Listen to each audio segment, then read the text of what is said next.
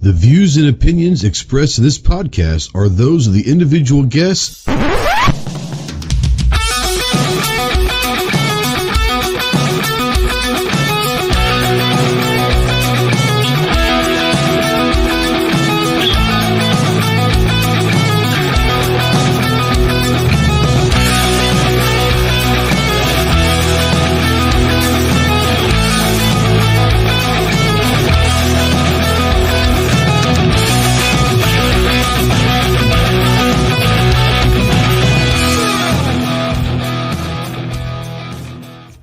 What's going on, my Ghost Squad? Welcome to the Armed Citizen Podcast Live. This is episode number 354, I believe. I think it is, yeah. Today's date for the record is Tuesday, September 3rd, 2024. We are live, as always, on YouTube, streaming to over 150 countries worldwide. We're also simulcasting over on X, or the artist formerly known as Twitter. So if you're over there, go ahead and say something. If you're out here in the live chat anywhere, wherever you are, go ahead and say something. We don't know that you're out there unless you do. If you're watching this in replay or listening to this in podcast form, welcome. We do not promise to educate you at all. We honestly just hope not to make you any dumber. Can't promise that, though. But we do invite you over to the live stream every Tuesday night at 7 Central, 8 Eastern over on the channel. We do invite you over to the live stream. We got a really cool audience that's out there, a crew, we call the Ghost Squad. Come join over there. It's pretty cool. We have some really cool people over here, and you get to be here live. If you want to text into the show, yes, you can text into the show. Utilize the Ghost Tactical Hotline presented by our good friends over at Wilder Tactical. That phone number is 530-364-4678. I believe it's scrolling down below. I believe that's the number. Yep, 530-364-4678. Hey, it's only my 354th show.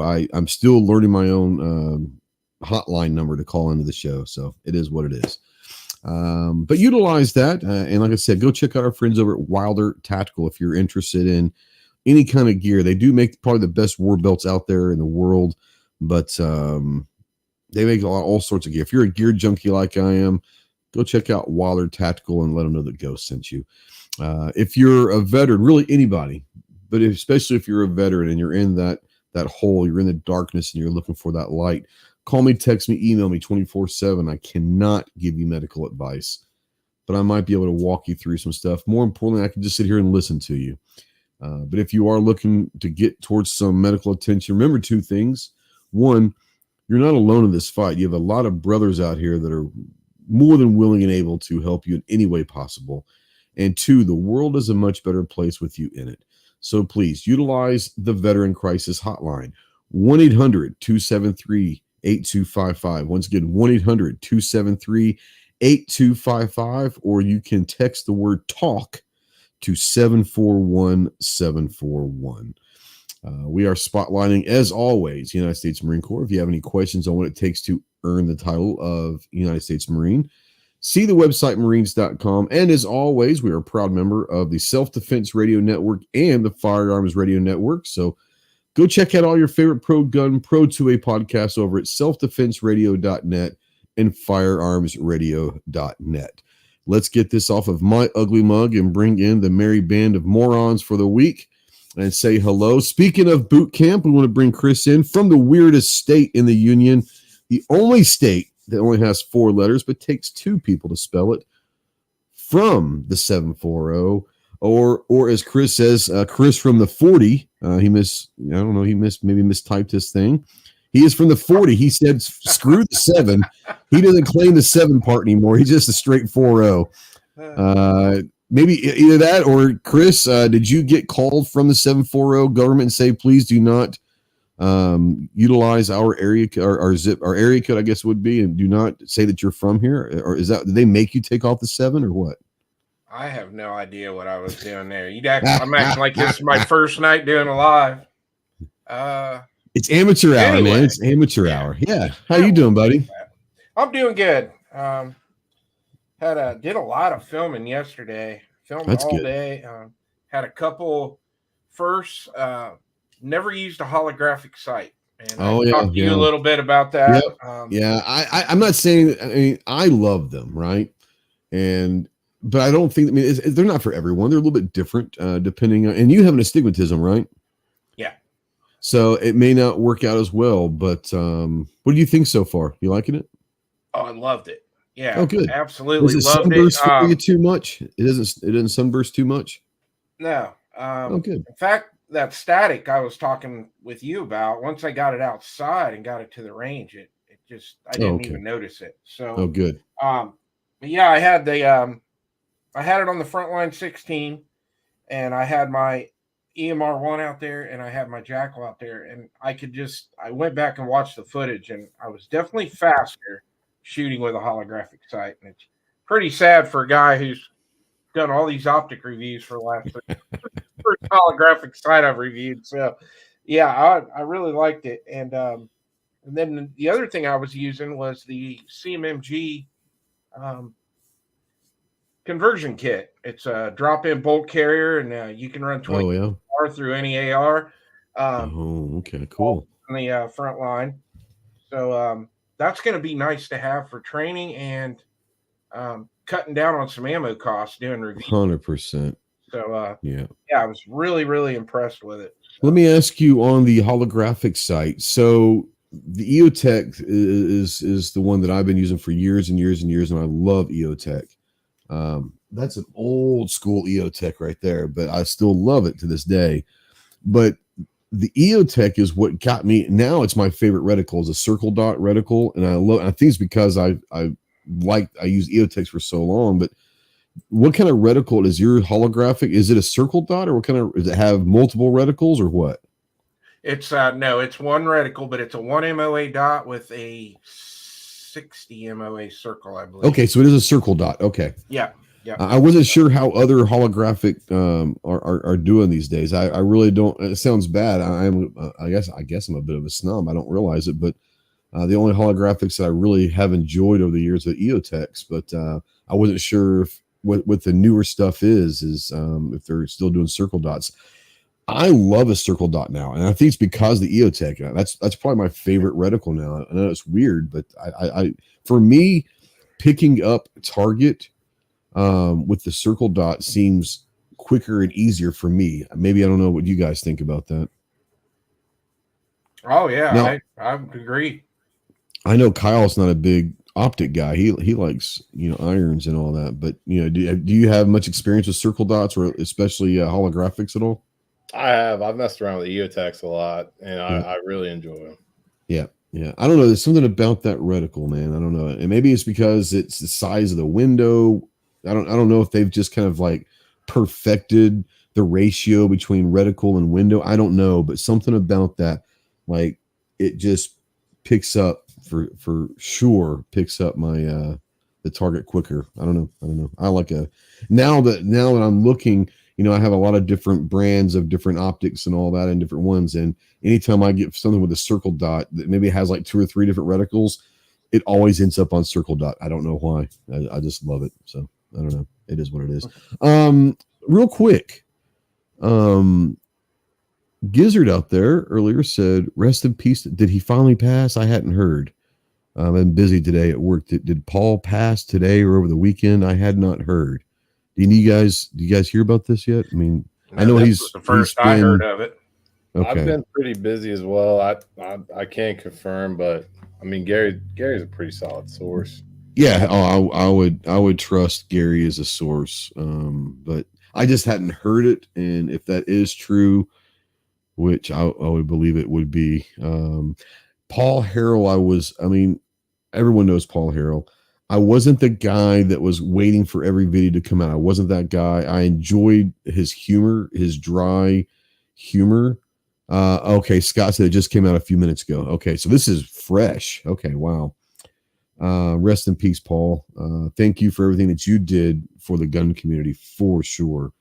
But he wasn't one of those that I couldn't wait to see the next video. But I found myself, like, when I was watching his videos, like, I always enjoyed his videos, and probably my favorite Paul Harrell video, I don't know, it's probably 5-6 years old now, is when he put like a bed outside and it just started pouring rain and he was sleeping in this bed out. Oh my God. It was beautiful. It was beautiful. But yeah, rest in peace, Paul. I mean, that guy, like I said, he's one of those channels like, G Webs is in this category. And as much as I don't want to say this, Hickok and Tim at Military Arms and Demo and Eric at Eric Veteran, like there's these 5 or 6, 7 guys that have been around long enough that for a lot of people, that's how they got into the YouTube gun community. Like, and for some people, it's watching their videos is how they got into buying their first gun and got into guns in general, period.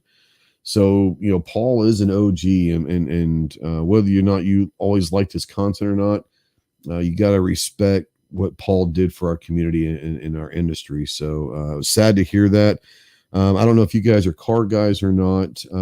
A huge loss last week in the car community. Rob Pitts, Rabbit. I don't know if you guys are familiar with Rob Pitts or not, but Rob Pitts died. He came out about 2 weeks ago and let kind of the world know that he had cancer. Found out in February, didn't tell anyone until about 2 weeks ago, and he died last week.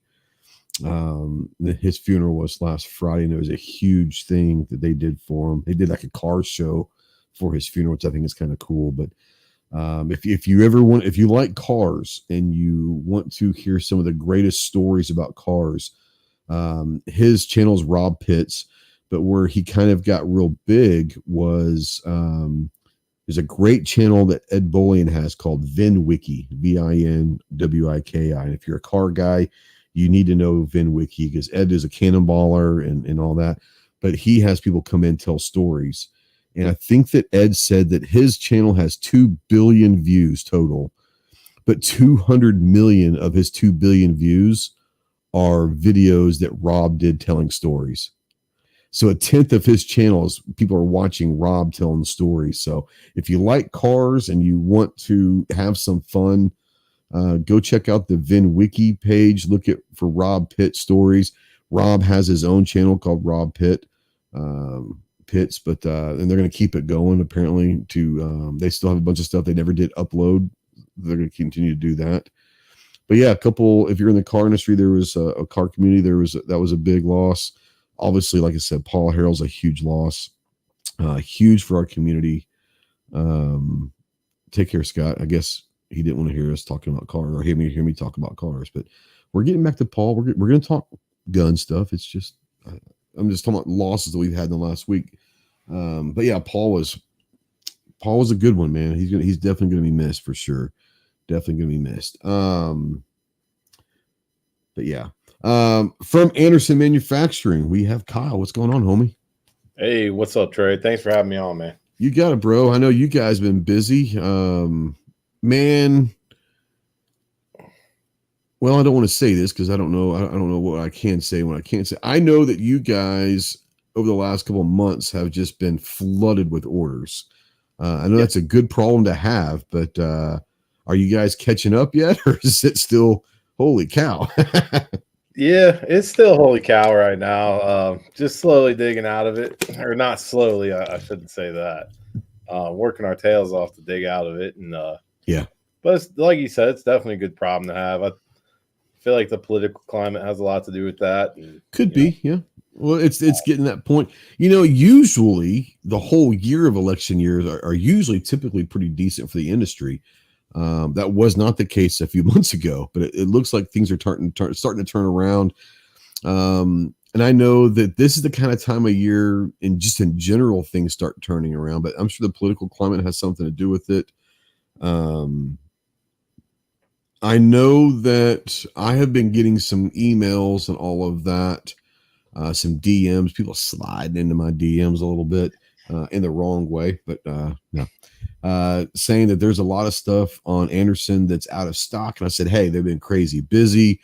Stand by for the standby. They'll get stuff back in stock. But I said, they've been really flooded with orders, and they can only do so much. They can only produce so much in a certain time, Yeah. We've gotten a lot of that too, believe me. Right now we just have everything that's out of stock, doesn't even show up on the website right now. Yeah. So but yeah. That's actually probably pretty smart. That's a smart thing to do it. Instead of staying out of stock, just take it down for a little bit, you know? Yeah. And I'm not saying this in a negative way, so hopefully nobody takes it that way. But if you get those emails all day long, you are not going to have any time to get anything else done. So this has kind of mitigated that a little bit. So I know you guys had a pretty banging 24% off Labor Day sale this past weekend. How'd that go for you guys? Are you starting to see some numbers come in? Yeah, that thing took off. That thing was awesome. Big props to you and Chris. I mean, you guys shared it out there for us and got the good word out there. And Fluffy said he placed an order on the 30th and it shipped today. That's some good turnaround time. Yes, it is. Yeah. Fluffy, since you're listening, man, I apologize for that discount code thing. You just blew up Chris's discount code too many times. I had to open up the gauge on that thing and let a couple more uses go on it for everybody. So yeah, Fluffy had reached his max limit of Chris from the 740 discount codes.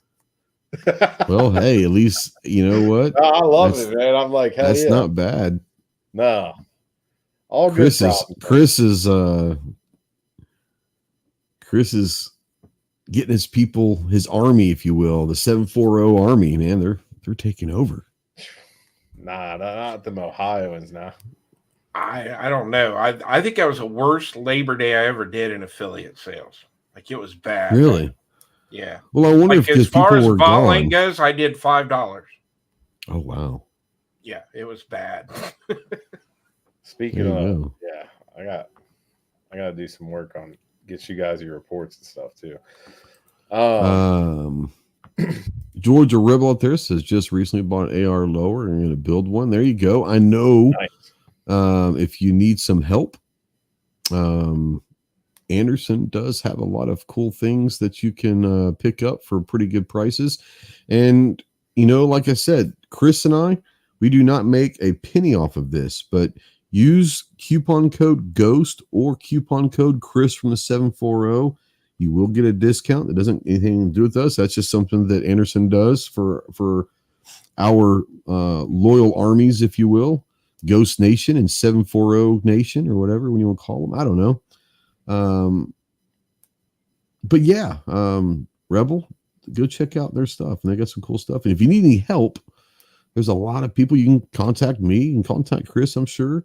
Yeah. There's a lot of people out in the chat that have built a bunch that could probably help you out with different things if you're looking for questions as well. So awesome stuff. Anything else going on, bro? No, getting ready for some events at the end of the month. I was talking to you before the show. Primary Arms hosting a first responder range day down in Texas. And we got Texas Valor Project. We're going to go to their event down there. And GOA is doing a little event as well. So we're going to kind of do the Texas trio there. Hop around. The menage a trois of Texas, huh? Yes. If Clover allows it. I know he's the gatekeeper of Texas. So the gatekeeper. He is the gatekeeper of Texas. So. George's Rebel says can't decide what barrel length, 16 or 20. If you're going 5.56, depends on what you're going to use it for. If you want to stretch its legs, then yeah, you can go up to 20. That's going to extend the effective range, if you will. But you can also have a really good time with a 16-inch. So oh yeah, they got different size, different lengths barrels over at Anderson as well. So they can do everything. Ed Zachary, I know the answer, but if you want to go ahead and answer this for him, Chris, he's Kyle, he says, does the Kiger 9C Pro barrel run in a Gen 3 19? It does. That's kind of the whole point. Absolutely it does. But you heard it straight from Anderson, and it does, because you know why? I've tried it, and it does. Pretty cool. 18-inch, you could go 18-inch, but here's the thing, and there's nothing wrong with an 18-inch barrel. Nothing wrong with it whatsoever. I'm one of those guys, if you're going to go up from a 16, you might as well go up to a 20. That's just me, you know? unless you have a specific need for that 18-inch for ballistics reasons. I don't know. This is going to sound kind of fuddish of me. Yeah. I'm just sad Clover's not here to see it. But them I'm 20-inch bull barrels. Oh yeah. They're nice, man. Very smooth shoot. It's like shooting a dang BB gun. Yep. Nice. It says looking to tag at long range. So 20-inch would probably. So I don't know. 5.56 would. I don't know, man. Depends. I might go 350 Legend. Might be something you could look into instead of 5.56. It would still. Well, no, that would go into an AR-10, wouldn't it?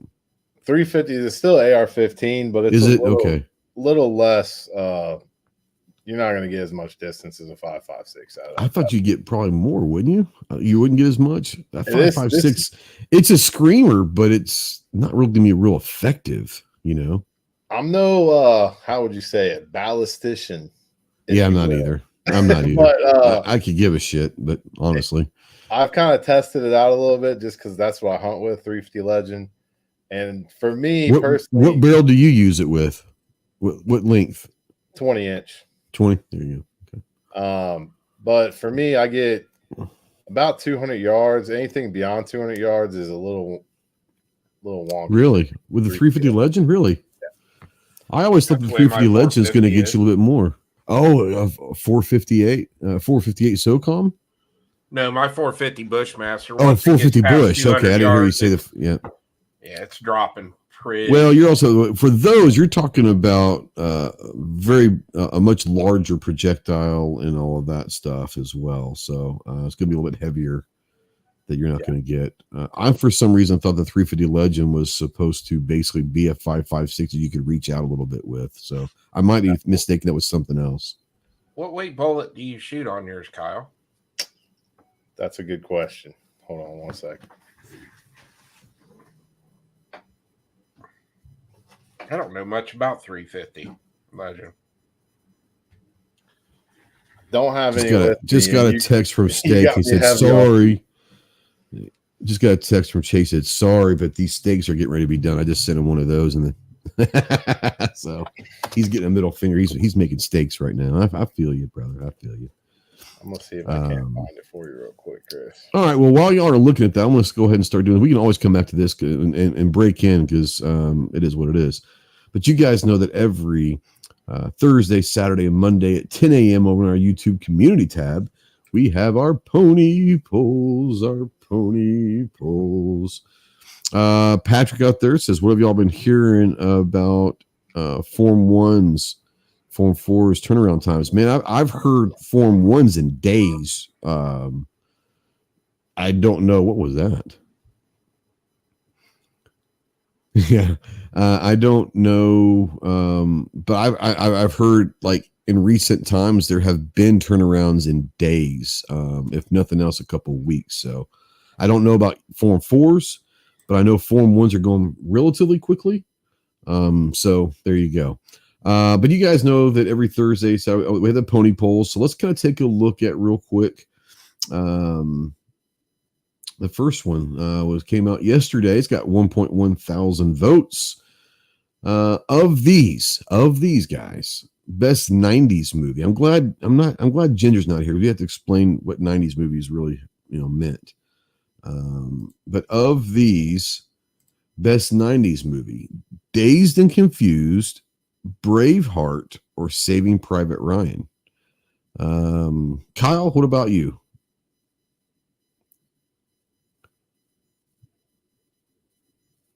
Oh, you are muted. There you go. My bad. You're good. For me, that's tough. It's between Dazed and Confused and Saving Private Ryan. Interesting. But I'm feeling in a humorous mood today, so I'm gonna go with Dazed and Confused. My man. All right.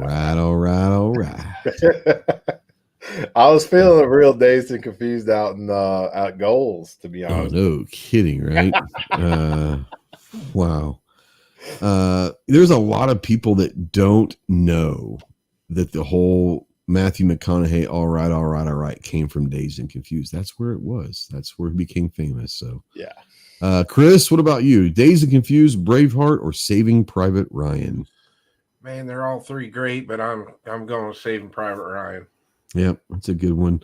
There was a comment earlier that says, "Is Saving Private Ryan actually a really good movie?" And I said, "Look, the whole movie it's a fantastic movie, but for me, what made the movie was the first 20 minutes. You could have cut it off after the first 20 minutes, the actual beach landing at Normandy and Omaha Beach, and just had that 20-minute movie of the landing, and that could have been the movie, and I would have been sold. Like that was amazing." Great. Oh God, I don't even want to know what he's texting. Oh my God, he just sent me bone-in ribeye pictures. That asshole. Yeah.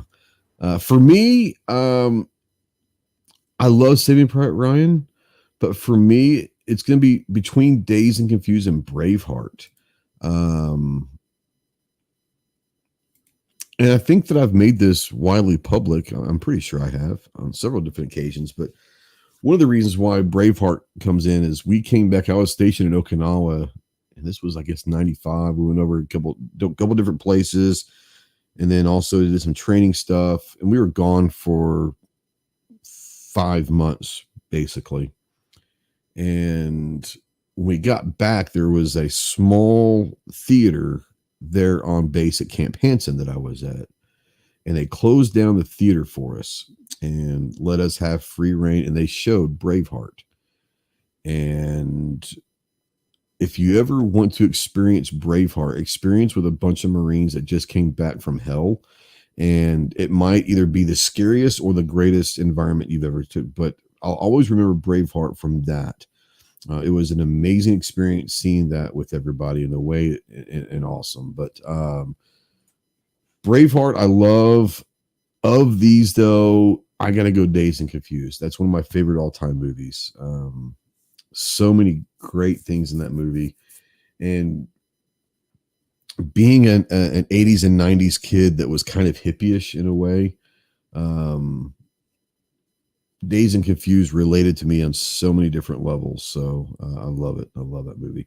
1.1 thousand votes, 63% say Saving Private Ryan, 24% say Braveheart, and 12% say Dazed and Confused.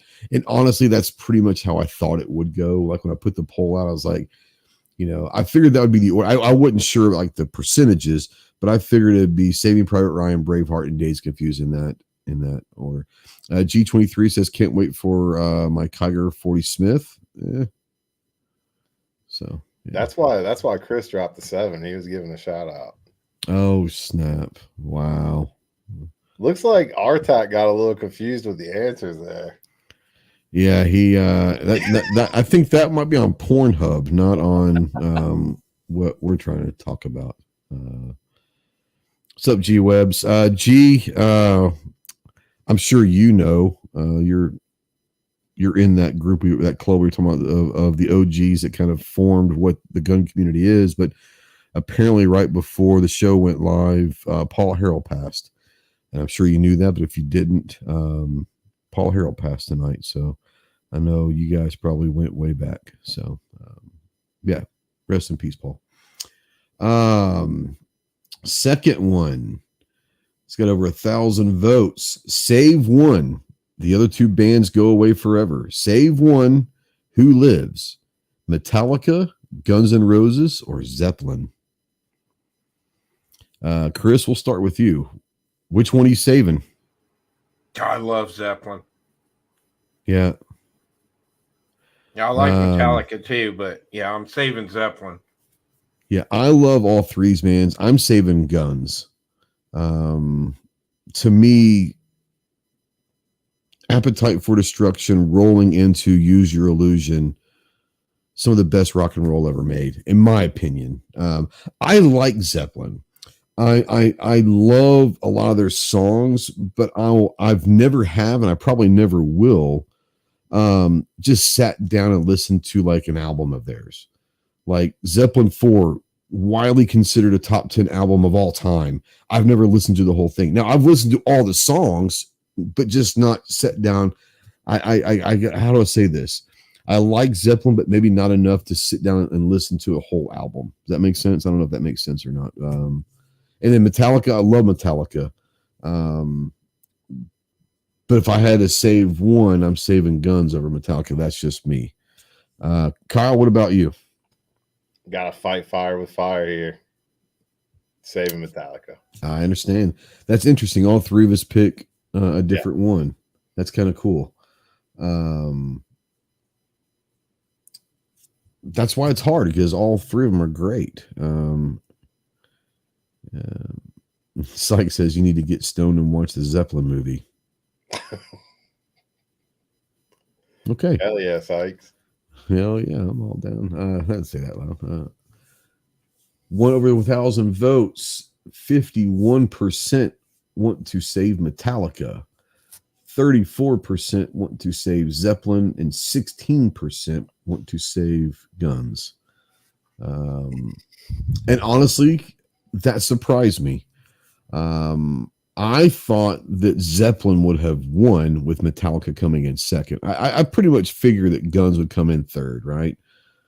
For some reason, like, I've never heard anyone say they hate Zeppelin, right? Never heard that. I've heard people like me that says, yeah, I like them. They're not my favorite, but I like them. But I've never heard anyone say they hated Zeppelin. And I really have never heard anyone say they hate Metallica. Once again, it might not be their cup of tea, but I think that people, I hear a lot people say they hate Guns N' Roses. Matter of fact, right up there, Syke says can't stand GNR. And I think a lot of it comes down to Axl, right? I think a lot of people just don't like Axl, but I love Axl's voice. But I figured Zeppelin would have taken the win. I was kind of surprised to see Metallica go 51%. So, our last poll got over 2,000 votes. You can only save one. The rest go away forever. By the way, I'm having fun with these saving one polls. I think people are enjoying them because it makes them think a little bit more. You can only save one of these. The rest will go away forever. What are you saving? AR-15, AK-47, or MP5? Kyle?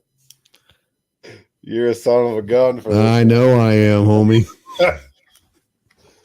AR-15. I get it. I get it. As much as as much as it kills me to say bye to MP5, you know.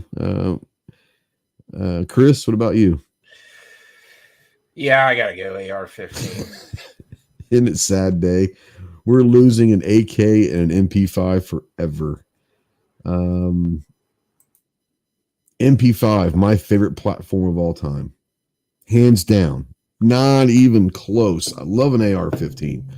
Not even close to my love of an MP5. But even in this scenario, what you can do with an AR rifle, you got to choose an AR. And I'm saying goodbye to MP5. And I'm saying goodbye to what I actually enjoy shooting more than AR is an AK-47. I love shooting an AK. A true, and we said this before, bucket list people, if you don't know, you don't know, right? But if you ever get a chance, and you can go shoot a full auto AK that's like from Century Arms or whatever. But if you ever get a true opportunity to shoot a true Kalashnikov Soviet-built AK-47 in full auto, it's a bucket list. You'll love it. And we're saying goodbye to that and an MP5. And that's just in this scenario world, it's kind of crazy to think that, isn't it? This is probably the hardest question you've ever put out there. It's tough, man. Because I mean, they're all, God, yeah. That's I wouldn't. I mean, it does, because I love all of them. I really do. I love all three of these. But I think for the modularity and we're not even talking AR-10, we're just talking the straight up AR-15, but even the cartridge availabilities and what you can do with the AR-15 platform, there's so much you can do that it's the most versatile rifle probably ever, you know, and it's tough to beat that for sure. 1.9. Oh, it's going under 2,000 votes now. AR-15 was 76%. 76%. AK with a 19%, and the MP5 unfortunately only gets 6%. I get it. I get it. As much as I truly love an MP5, honestly, that's the right order. Percentages, whatever, but that's the right order, probably in this scenario. Yeah. Saying goodbye to AK and MP5 forever would be just brutal. Knowing that I could never shoot either one of them ever again, like, that would be tough. That would be tough. It is what it is. Guys, those are our pony polls for the week. Go check out our friends over at Anderson Manufacturing. Go check out AndersonManufacturing.com. Use code GHOST or use code Chris from the 740 to get an extra discount. Matter of fact, Kyle, I want to say that you were actually even allowing our codes to be used in conjunction with the sale this weekend, were you not? Yeah, they stacked. That's pretty awesome. They stacked Fluffy again. I can't apologize enough, dude. So Fluffy broke Anderson, huh? Fluffy broke the website, man. Damn. Unfortunately, I was getting a haircut at the time too, or I would have fixed it right there on the spot. That's all good. Yeah, go check out AndersonManufacturing.com. Go check them out on social media. And I say this all the time. Thank you for always supporting you guys, everything that we do on our channel, watching our stuff, sharing our stuff. Some people are buying merch, which is amazing. Thank you for that. Dude, but on that note, real quick, that new shirt is freaking sick. Oh, you like that? That was actually Yoko's idea, honestly. I tell you what, let me pull Props this up. To her, dude, because I was working on another shirt design, and she's like, "That's okay." She goes, "But what about, this, that, blah, blah." And I was like, "Oh, okay. Well, what about this?" She goes, "Yeah." She's like, "What if you take the old retro 70s sun thing, do that, but where a lot of those old t-shirts had trees silhouettes in the bottom. It's putting rifles and stuff." And people may not even notice that they're not trees. They're actually rifles and handguns and stuff. And Chase looked at it and said, "It kind of looks like cactus or something. It looks like a desert thing, but they're rifles and handguns and all that." I did cheat on the new design, G-Webs. I always cheat. I'm not smart enough to come up with this shit on my own. Yoko helps. Yoko is a very creative person, a very artistic person. I am not. I can fuck up a stick figure.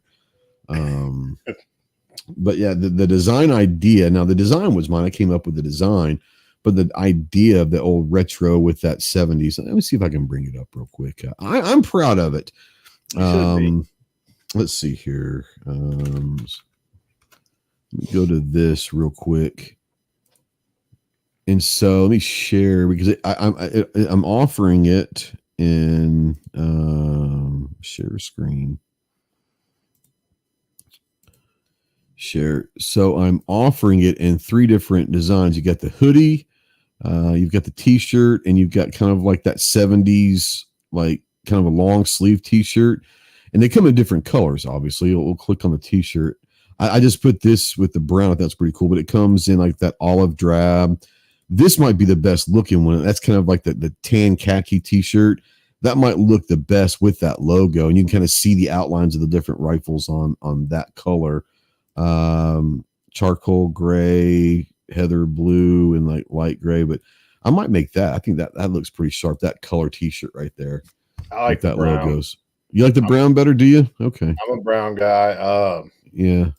And that long sleeve shirt, I believe those are called raglans. Yes, they are. They are. And I didn't know that anybody knew that. I learned that only because so I've got several colors in this one: the gray with the red, gray with blue, and then the black and white.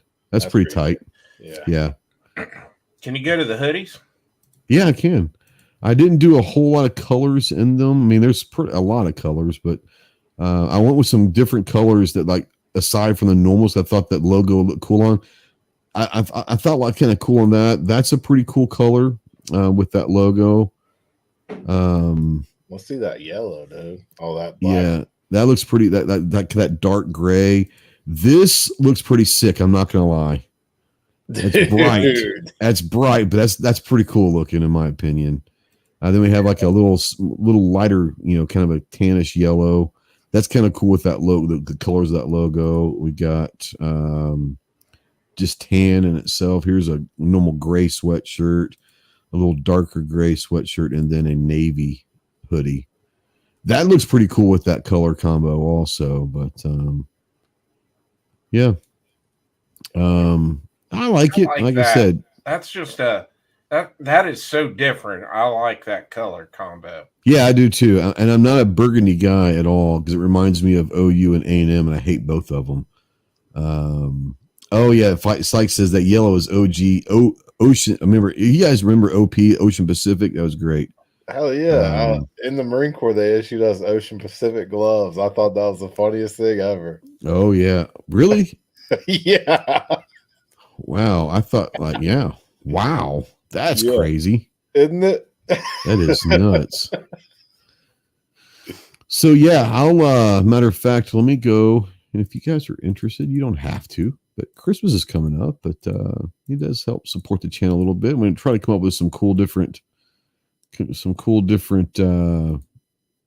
We have all sorts of our different.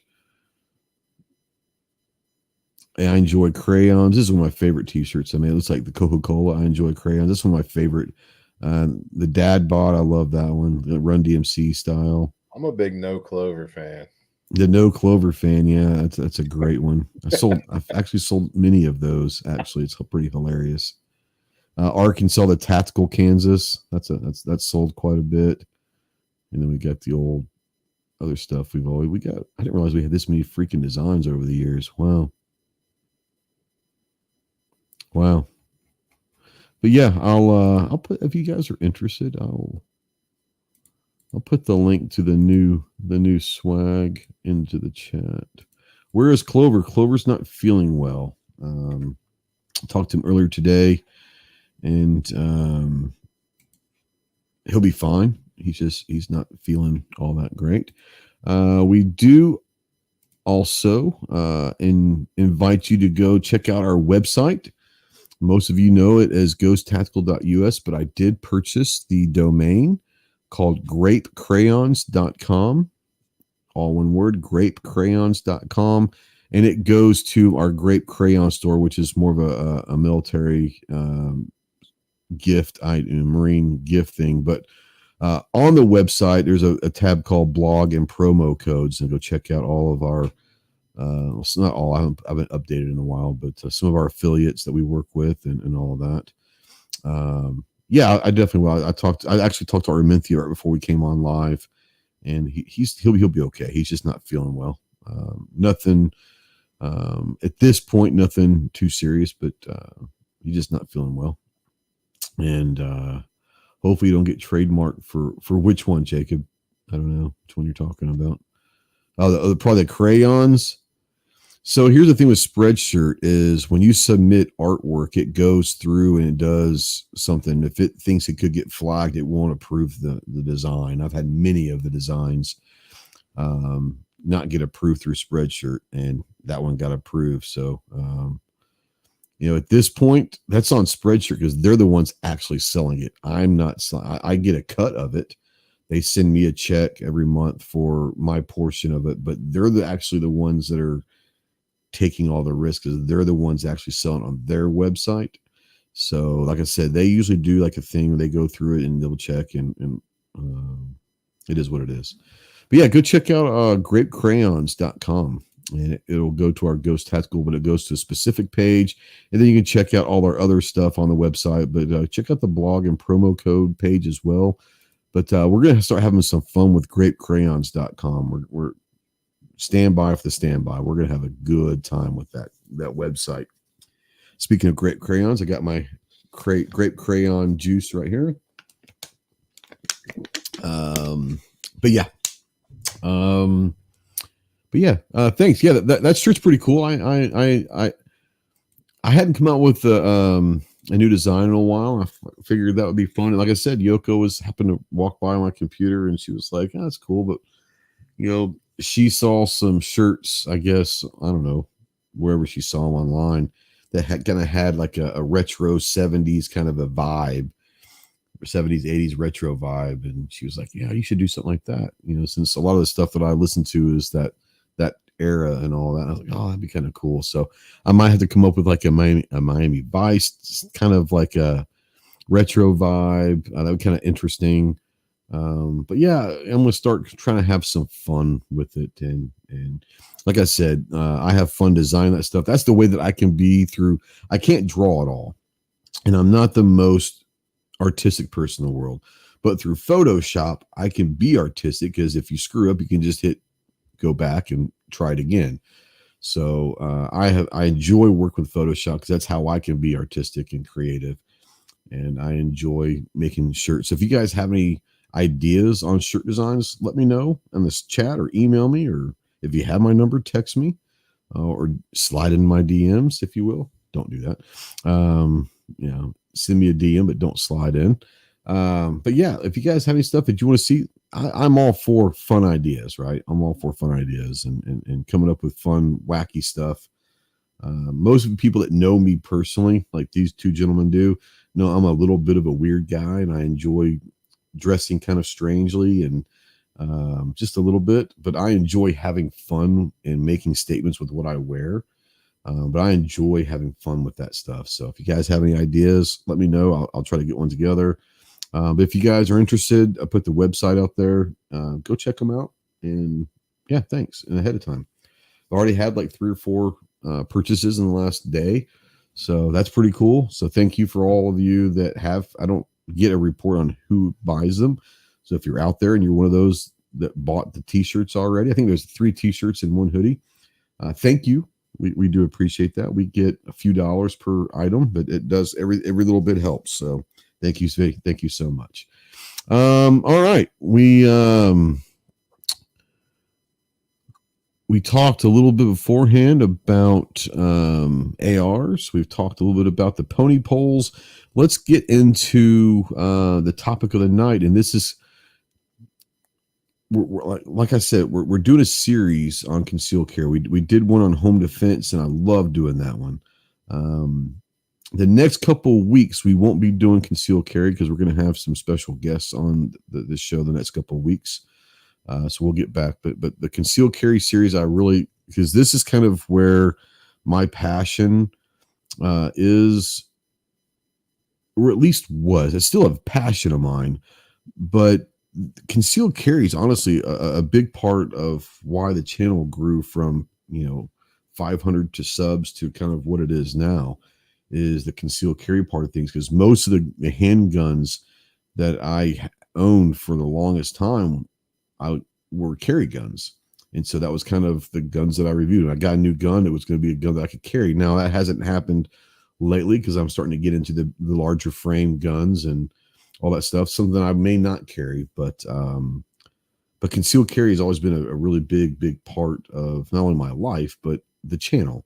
I had a thing, and I thought about, and Clover and a couple other people have asked me to bring it back. This is about 3 or 4 years ago, like 2018's time frame, maybe 2019. I had a project called Carry 365. And it was one of those that I would put a picture of some kind of a gun or whatever, or a post about concealed carry every day on Instagram. And the whole idea was getting people to carry every day, carry 365 days a year. But it kind of helped grow my Instagram before it got deleted and all of that. But it was one of those that I had fun with. And that was the whole idea, is if you talked about concealed carry every day, maybe people start doing it, right? Real quick, this is gonna be a fun one, because it's concealed carry. Patrick out there, what are y'all's thoughts on a good truck or bag gun to EDC? Now, is this something, Patrick, real quick before we dive into this, is this something when you say a truck gun that's going to be in your truck or in a bag and not on your person? Because those are two different for me at least, those are two different conversations. What I consider a great truck or go bag gun may not be a great EDC on person carry. That said, Patrick, let me know what you're thinking about. Is this going to be a truck and bag gun, or is it going to be something you also want to carry on your person? Two different conversations, in my opinion. And Kyle and Chris will obviously be able to talk their points as well. I'll start out real quick while we're waiting for him to answer. And I'm going to, until I see the answer, I'm going to assume that it's going to be something different than you would carry on your hip or in your pocket. Something that will be in the truck or in a go bag. If you're talking truck gun, me personally, I think having like a little AR pistol, even a full size AR, but AR pistol or a 9mm AR, or I tell you what's quickly becoming my next truck gun is that little tactical lever action 357. Talking about you can go get a scabbard or something for a lever action, put it over your seat, and you just got a scabbard and it's sitting there behind your passenger seat. And you can pull that lever action and go to town. He said, yes, it'd be more or less a bag gun to throw in the truck. Okay, so a bag gun, a little bit different. You can still go with like an AR pistol because they have Sylvan Arms and a couple others have folding stocks or folding braces. They can fold up to really small, fit in a backpack. I think at this point, now that you're talking a bag gun, let's go handguns. I think that you're opening the doors for someone like me who's a wee tiny person. I'm not going to carry a 1911 or a 2311 or anything like that. I'm going to carry compact, subcompact because I'm a small guy. Chris and Kyle are bigger guys. They could probably carry a full size frame, 6-inch 1911 and not be bothered with it. But for me, I can't do that. So when I'm thinking truck handgun, I'm thinking the Witness 2311 comes first in mind. But anything that's kind of that full frame, 6-inch or something like that, something that's going to be a little bit bigger. The reason why I say the 2311 or any 2011, right? Not necessarily the Gerson 2311, but any 2011 is, let's say you've got a small micro compact or something, 10 shots or less on your hip for EDC. You get to your vehicle with your bag, and now you've got, an 18 to 20 plus one capacity double stack 2011. Now you're talking about, a pretty good capacity there. So I think like a 2011 of some sort would probably be an ideal handgun. A double stack 1911 or 2011, I think would be a great bag handgun. Kyle, Chris, jump in here, guys. He's saying a bag gun, a go bag gun, and all that. Mine's a little PCC, an AM9. Yep. I mainly keep it in a bag in the back of my wife's car because that's what we use most of the time. And my wife and I both carry 9mm. So you got magazine compatibility across all three. Ammo, absolutely. Got ammo. I think it's nice. It's a little 8-inch. So with the brace too that you can adjust, obviously. Absolutely. So, and if you are wanting to, like I said, Patrick, you can get the folding brace / folding stock. So you can fold it sideways, and then you're literally talking about being that big, Sylvan Arms Law Tactical makes great folders. I mean, there's all sorts of different. They're doing it. Yeah. I'd say Sylvan because that's the one that I use, and I've never had an issue with it at all. Yeah, no, Sylvan does great. They kill it. Yeah. Chris, what about you? Kind of a go bag weapon. Yeah, I love my little 7.5 300 blackout pistol. Yeah. It'll fit. I mean, it'll fit in a medium-sized backpack. And then you can keep 3 or 4 fully loaded mags in the truck there. And I'd rather fight my way back to my truck with my handgun and get my Well, this is kind of working out. Yeah, this is well, and that's what you're supposed to do. You're supposed to use your handgun to get to your rifle, right? And that's just in theory, that's what you're supposed to do with that. And he does say that he has a Glock 26 that he carries, but he's looking to get something with 3 points of contact. So like a little 9mm PCC might be perfect, especially if you're using Glock mags. Once again, not saying all of them, but the vast majority of 9mm pistol PCCs, they're going to run Glock mags. So now, like Kyle and Chris are both talking about, you're able to buy bulk 9mm, right? And that 9mm is going to be able to go over your carry gun and your truck gun, your bag gun, whatever you want to call it, your go bag. Not only ammo, but we're talking magazines. We're talking about compatibilities. Because here's the thing: you can go get a stick mag of, let's say 30 round capacity for a stick mag that also runs in your handguns. So I mean, like, you could magazines and ammo. And we've talked about that for a long time, trying to find out like an everyday carry / defense setup. And it's not just that one gun. If you have that strategic plan where now you're able to cross over, like these guys are saying, between ammo and mags, now you can load up on all the same mag, all the same ammo, and no matter what weapon system you're using, you're good. So that's a very strong way to think about it. And once again, just make sure if you do decide to go AR9, AM9 is a great one for Anderson, but just double check if you want to. Some of them will run on, I haven't seen many SIGs, but some of them will run the old Colt magazines. But just double check that, if you want them to be compatible, make sure they're running on Glock mags. The vast majority of them are. So just, think about that. G-Whip says, what happens when you deploy a rifle from a bag in a city, realistically? I mean, you're probably going to get some looks, to be honest, but I want to take this. I'll let Kyle and Chris come in here as well. If you're moving to your truck or your vehicle, whatever, to get, you're using your handgun to get to your vehicle, to get to that rifle, and you pull it out of a bag, something's already happened. Like, I don't suspect any of us are going to just go to our truck and pull a rifle out of a bag. If we're doing that, there's already been shots fired, and we're now in defense mode, right? So I don't suspect anything's going to probably happen because chaos has already started. And at that point, we're in defensive position. So people probably won't be looking to see, they're probably going to be hoping that someone's bringing a rifle out of the bag at that point. Because something's already happened, in my opinion. What do you guys think? I mean, I don't know what happens to you if you deploy a rifle from a bag in a city. I'm sure you get a lot of looks. Depends on what city also. But I suspect if we're doing this and something's already gone down, you guys feel free to interject. Yeah, I'm with you 100% on that. I will say, to just kind of give a different perspective. Yeah. You got to definitely read your surroundings.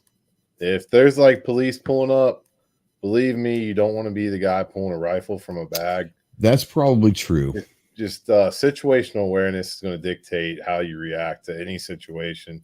And that's kind of where your training kicks in, man. Like, you got to train for all this stuff and also work on being aware of your situation and how to read a room. Are you going to always be able to read a room correctly? No. People make mistakes all the time. But the more you can kind of play that what if game, I feel like the more sound you are going to be in decision making and critical. And I think that's something not just for that situation. That's life in general. Situational awareness is something that if you don't practice situational awareness, my wife and daughter know that we go to a restaurant. Like, I like to look at the front door, wherever the table, I need to sit where I can see. Yeah. I need to know where exits are. I've always kind of been, weird about that. I don't like having my back to a door, in general, just in general. But yeah, situational awareness is key to anything in life, right? Not just whether or not you're going to deploy a rifle out of a bag, anything in life.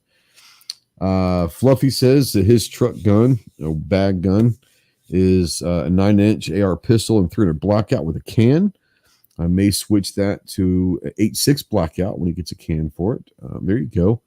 I hear a lot about this 8.6 blackout. Man, you guys have been starting to make me think about this. I think that John, and I know you were part of, I think, that discussion. One night I know it was John and someone else has me convinced that 8.6 blackout might be a way to go down the road for something. It was we were talking about when I wanted to do like a little 12.5-inch AR-10 in 308, which I love. And they were saying, hey, eventually you might want to think about 8.6 when it becomes, I'm not going to spend $4 a round for it right now, but as ammo becomes more readily available and that price goes down, I probably will look into 8.6 blackout. I've heard great things about it. Yeah.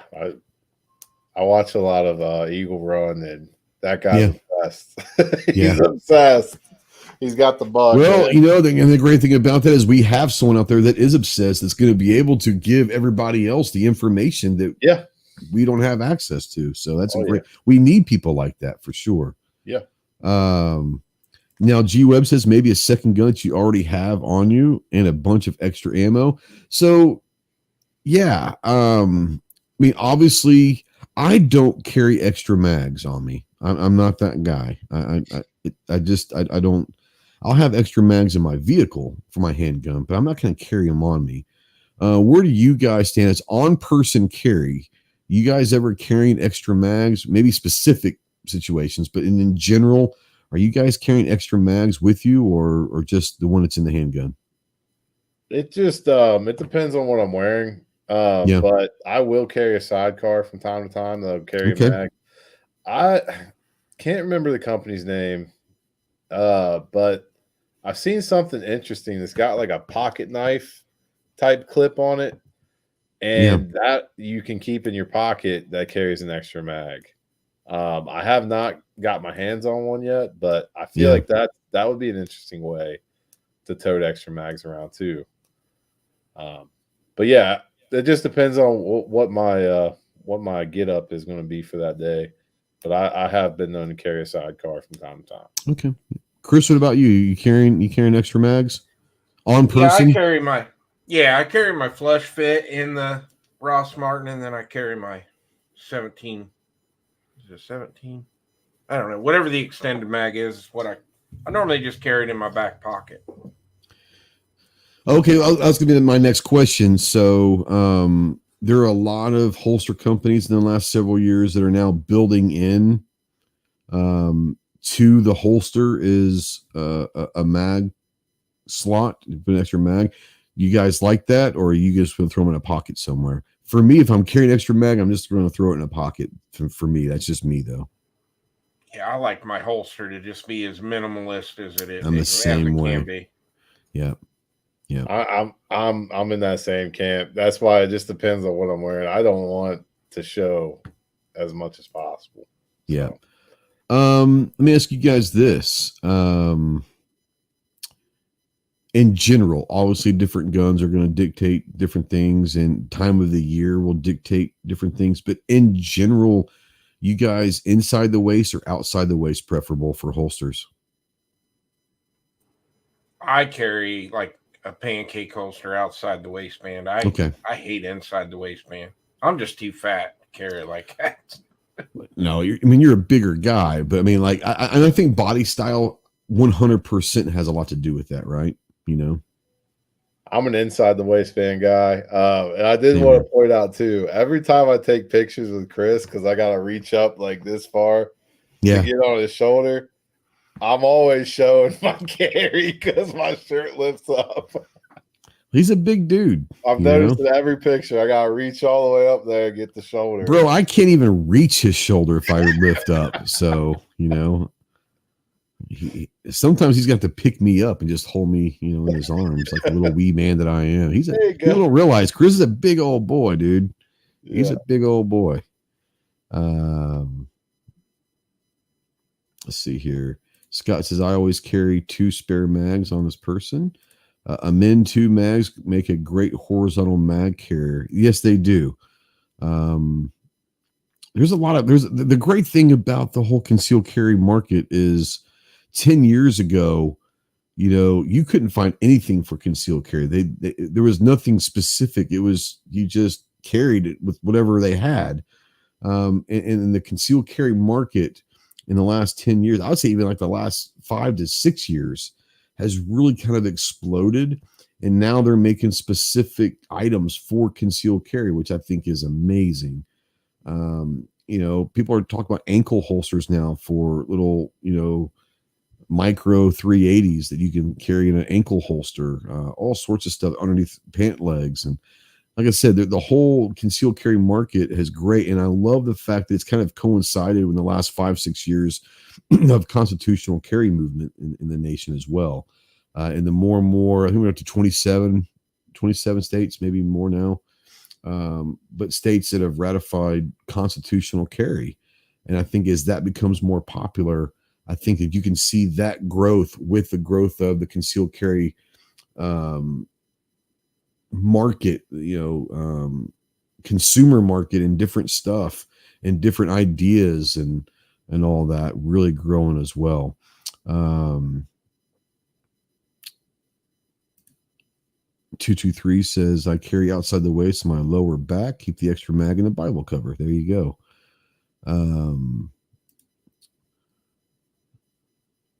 Yeah, we were talking about that earlier when we first came on. I heard it like right as we went live. Gary out there had mentioned it, and it's pretty recent. Paul, like I said, Paul might not have been everybody's Paul Harrell for those of you listening in podcast or watching and replay. Or if you came in late, you might not have heard Paul Harrell passed away this evening. And like I said, Paul might not have been everyone's taste as far as which you always wanted to see. Like I said, I've watched a lot of Paul Harrell, but I wasn't one of those guys that couldn't wait for his next video, but I always enjoyed watching his videos. But Paul brought a lot of people to this community. Paul brought a lot of people and introduced them to guns through his videos. So he was very much a huge part of the YouTube community and bringing people to the firearms world. So and he always make you laugh. If you like dry sense of humor, then you'd love Paul Harrell for sure. So rest in peace, Paul. And I know that he's had a long, hard fight, but he definitely won't be forgotten at all. He'll be much missed. All right. So I think whoever that was, Patrick, maybe. I think Patrick started this whole thing with the truck gun. Love that. If you guys have the questions, bring it, because this is what this is about. I've got some stuff that I want to ask. But obviously this show is about you guys. And if you have questions or comments or want to discuss something, bring it, because I can always ask my questions later. But until I have another question or comment or topic, if you will, we'll kind of go here. We're going to start talking about how to start carrying. And so we're talking now states that may not have constitutional carry, right? They might have the shall issue. And a lot of times by the time that you go and send all your paperwork in to get your permit, and the time that you get your permit, sometimes it's weeks or months, right? And all that. But getting starting on concealed carry is a big thing, because I tell people, if you are one of those states that you have to wait a little bit for your permit. Now I'm not saying you have to wait. I'm not saying don't wait. I'm not saying to wait on that permit before you start carrying. I think you should start carrying whatever the hell you want to start carrying, and it is what it is. That said, I think that you can utilize, especially for someone that's never carried, utilize that time frame. Go get the gun and the holster that you plan on carrying and start carrying around your house. Because if you've never carried before, getting used to that gun on your hip, whether it's inside the waist or outside the waist, is going to be different. It's going to feel different. You're going to sit down in your vehicle, sit down in your recliner or whatever at home, and it's just, you're like, oh, I've got a gun on my hip. So it's going to take some time to getting used to. Well, that buffer between when you decide to carry to when you get your permit, that's a great time frame to start carrying inside the house, getting used to it. Dry firing in the house. Make sure that your magazine and gun are not in the same room. Unload that gun, dry fire practice. But just getting used to grabbing that gun every day, putting it on your hip, walking around with it. Because here's the thing, your clothing, for some people, not for all, but for some people, when you start to carry, it's going to change. You're going to have to maybe untucking your shirt. If you're a person that likes your shirt tucked in, well, you might have to go with a different look, if you will. So that's going to conceal and cover up that gun. Unless you want to open carry, that's fine too. But if you're trying to go conceal carry, changing your wardrobe habits a little bit are going to have to. A lot of people don't understand. Maybe you have to go get one, if you wear a 34-inch waist pants or shorts, you might have to go get a 35-inch if you're going to carry inside the waist. So you have room for that holster to fit inside your waist. Little things like that people don't take in consideration when you first start out. Getting used to walking around with a holster on your hip and not like touching it and making sure it's still there every 3 seconds. If you're going to conceal carry, you don't want to be walking around Walmart touching that damn gun every 5 seconds. It's going to feel weird. G, he says he can't wear crop tops anymore. And we're thankful for that, G. We are so thankful that you're no longer wearing crop tops. Nobody wants to see that. But yeah, I mean, I will say that the hardest part for some people, and I don't remember, but probably even for me, is when you start carrying and you're walking around the grocery store or Walmart or wherever it is. And it's not that I'm checking on the gun to make sure no one's taking it, because I know no one's going to take it, but it feels so awkward. I'm walking around and I'm fidgeting. I'm maybe adjusting where it is on my belt or whatever. But I found myself kind of constantly, and I see people all the time at Walmart. I notice it. A lot of people would never notice what they're doing when they're touching like their belt. But I know that if people are walking around Walmart and they're constantly touching that belt, they're probably a new concealed carry. Most people don't even know they're carrying, right? But someone that does carry notices it, right? But you'll have to get used to not touching your waist all the time. Your gun's not going anywhere. It's okay. You just have to get used to it, because the last thing you want to do is bring attention to the fact that you're carrying a gun. Not because people are going to get scared, is you don't know who's watching you. There might be someone who's planning on doing something in that Walmart, and they're trying to figure out, okay, before we do anything, who are the guys we got to worry about? Well, that guy keeps touching his waist. We maybe want to take him out first because he might have a gun on him. Whatever. We're talking weird times, but it is true. Jacob says, if you wear inside the waistband, how many sizes bigger do you recommend going? I think if you depends, right? So if you wear, let's say, 34 waist pants or shorts, but you like to sag a little bit, right? They're not tight around the waist. Throw an inside the waist holster in there and see if it fits without you might have to go to 35 or 36. I don't know. It's going to be, it's going to depend on the holster, to be honest with you. The gun and the holster, the bigger the gun, the bigger the holster, which means it's going to be a little bit thicker. And you might have to go, from a 34 to a 36. Some of these are pretty slim. I had to go to 35. You might have to not go up at all. I would say if you're a 34, you probably going to at least have to go to a 35. Depends on what you're going to carry. Bring Kyle and Chris in real quick. Talk about wardrobes. Wardrobes is something that most people don't take into effect in their mind when they start thinking about carrying. But wardrobes and how you wear clothes are going to change if you're carrying. Oh yeah, I've always hated this growing up, so it doesn't really faze me. But a lot of shirts on me like to rise up in the front because I got a belly going and all that good stuff. I've always worn longer shirts, so that's just the way I roll. But that's like you were alluding to earlier, like you don't really want too many people to even know that you're carrying. No, I don't want anyone to know. Yeah. But I think it's natural though, right? It's natural that when someone's first starting to carry, they are going to kind of, every now and then kind of just go down and touch that just to make sure, it's one of those things. I know that I did it, hopefully not very long, but I know that I did it, and we all do it, Oh yeah. To be honest with you, I'd probably be a good source for a guy who's just starting to carry, because I didn't start carrying until, gosh, it's probably only been 5 or 6 years ago. Yeah. When I got out of the Marine Corps, I was like, I don't want to touch guns ever again. And then I get it. You get to that age where you realize you're not invincible anymore and you're not Superman, and you're like, all right. So, yep. Yeah. Although we think we're Superman. Chris, what about you? I don't want to jump too far ahead, but we're go for it. No, jump, man. I love it. Jump it.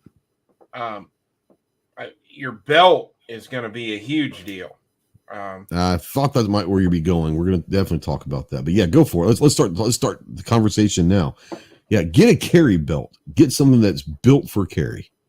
Yeah, because like your average belt that you're going to grab at Walmart or something off the shelf is probably not going to work very well when you got the weight of your firearm and your holster, and then you got to get used to wearing that belt, because that belt's not going to give like most of your everyday belts do. So, when you go to sit in your car or your truck and you got that gun on you and you got that tighter belt, it might start digging into the side. Yeah. Yeah. So those are all things but you can test that out in the house, like you talked about earlier. Yeah. Try out a couple different belts, but yeah, man, a nice sturdy belt is a must. Yeah, I'm just going to throw some companies out there. Next Belt, Core Essentials. There's several companies out there that do gun belts. And I'm not talking about gun belts like war belts, like battle belts or duty belts. They're belts, and they make them in leather, like look like dress belts. They make them in canvas and all this stuff that look, whatever look you want, they've got them now. And a lot of them are ratchet belts, which I've worn nothing but ratchet belts the last 3 or 4 years in my life, and I will never wear another hold belt again. You got me hooked on those things. Yeah, they're great. They're great. They're easy, but you're gonna want a gun belt. And Next Belt, Core Essentials, there's several of them out there that go to their website and click on they have gun belts, and they're there to hold the weight of that gun and holster. They're not going to be flimsy. Wilderness Tactical in Phoenix makes a great gun belt. There you go, G-Web says. But yeah, it's one of those where, yeah, I agree with you, Chris. The biggest part of the wardrobe is the belt, because you're going to have a belt that can withstand the weight. It's going to last and all of that. Now, someone up here, I think it was Scott. Here you go. Scott says, I know some states you're not allowed to print. So I'm sure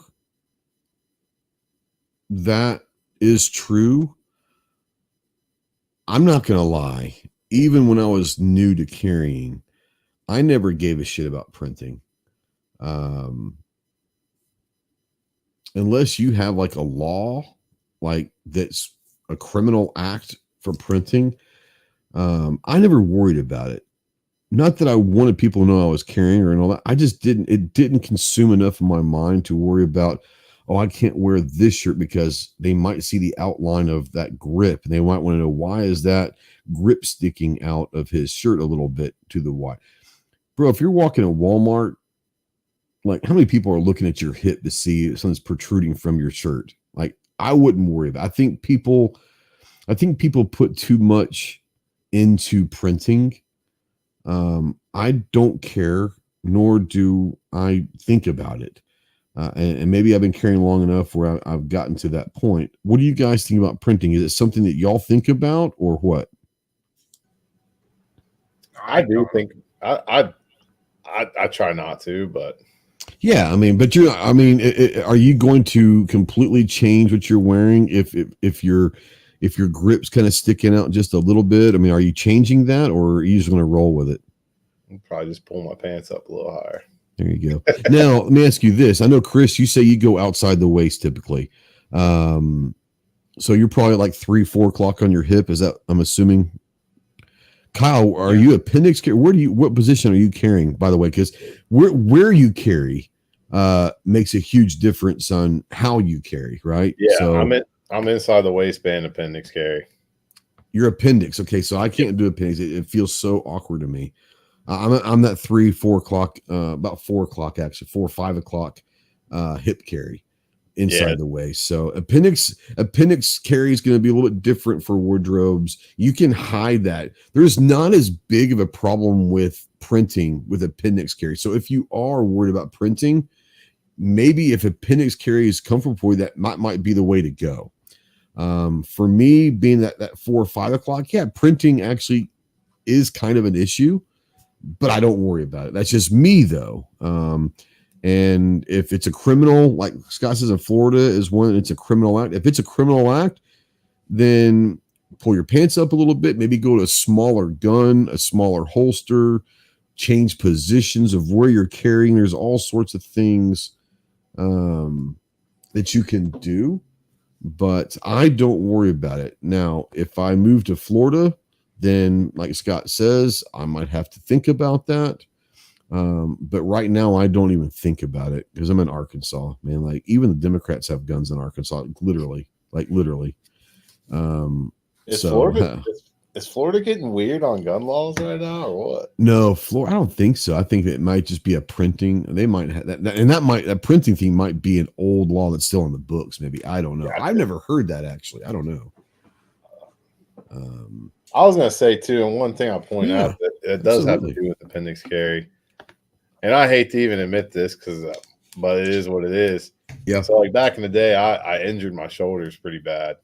Yep. So appendix carry is like really my only option because I'm liable. This movement here. Yeah, I'm liable to have to reach back and my stuff lock up. Yeah, and, that's the thing. Yeah, yeah. As much as the great thing is like I said earlier, the last 5 or 6 years have really seen a revolution in concealed carry products for men and women. And now they actually have holsters that are designed for hip carry, that are designed for appendix carry. Yeah. They have designed for lefties also. Like they have all of this. Heck, Fat Tax out there. They take care of the big guys. Absolutely. Real quick, Buck says, have you or the panel ever tried cross draw holsters? I have not. Kyle, Chris? I've tried it. When I was first trying to learn, like my buddy Scott, he's a retired U.S. Marshal, like just really on top of his shit. Yeah. He kind of just went through the whole gambit with me, like where I'm going to carry, how I'm going to draw and all that. So we practiced the cross draw a few times. I'm not a big fan, but he has said like some people that's the way they go. That's how they like to. So I've never tried it, but I see probably I could see the argument for that. Maybe if I went appendix carry, but on the other side, maybe it's more comfortable for me. Yeah. I don't know. You know what I'm saying? Scott says that was part of their constitutional carry law is they made it a criminal act to print. So if you're saying they're okay with anybody carrying without a permit, but we don't want you to print, that doesn't make any. I wonder if that was something that the compromise to get, be careful. If it's a law, then obviously be careful. But like I said, there are so many different options you have. There's different holsters that you can do that will bring it maybe closer in. Maybe you change your position. Maybe you go different ways. Maybe you have to change guns. Just get a smaller gun. If you're carrying a Glock 19, maybe you need to go down to something a little bit slimmer profile, like a 365, or there is different ways not to print. Doesn't Florida have the weird rule too that they can't open carry unless they're hunting or fishing? Don't get me lying. Florida, I'm honestly. I think they have a weird rule. If Chase was here not eating bone and ribeyes, he'd be able to tell us. Well, I can't fault him for that. No, I'm sorry, Chris. I was making a joke. But no, I haven't heard of this. But I mean, it may very well. Scott's out there; he might know. I have heard something about Florida not being able to open carry out there. So I think you're on the something. Which I think is very strange. A constitutional carry. You would think if they're okay with constitutional carry, they'd be okay with open carry. Usually open carry comes ahead of constitutional carry. I will say this. You know, one of our videographer guys took his son to a Miami Dolphins. They're from Miami, like love the Dolphins. Took his son to a Miami Dolphins game. And they were like 10 feet away from a fucking, or excuse my language there, a shooting right there outside of the stadium. Like seeing a guy it's Miami. Shot. What do you expect, right? Yeah, that is nuts. So yeah, it's crazy. Yeah. Arkansas was open carry a couple years before constitutional carry. And basically what they said was they never said that open carry was whatever. What they said was,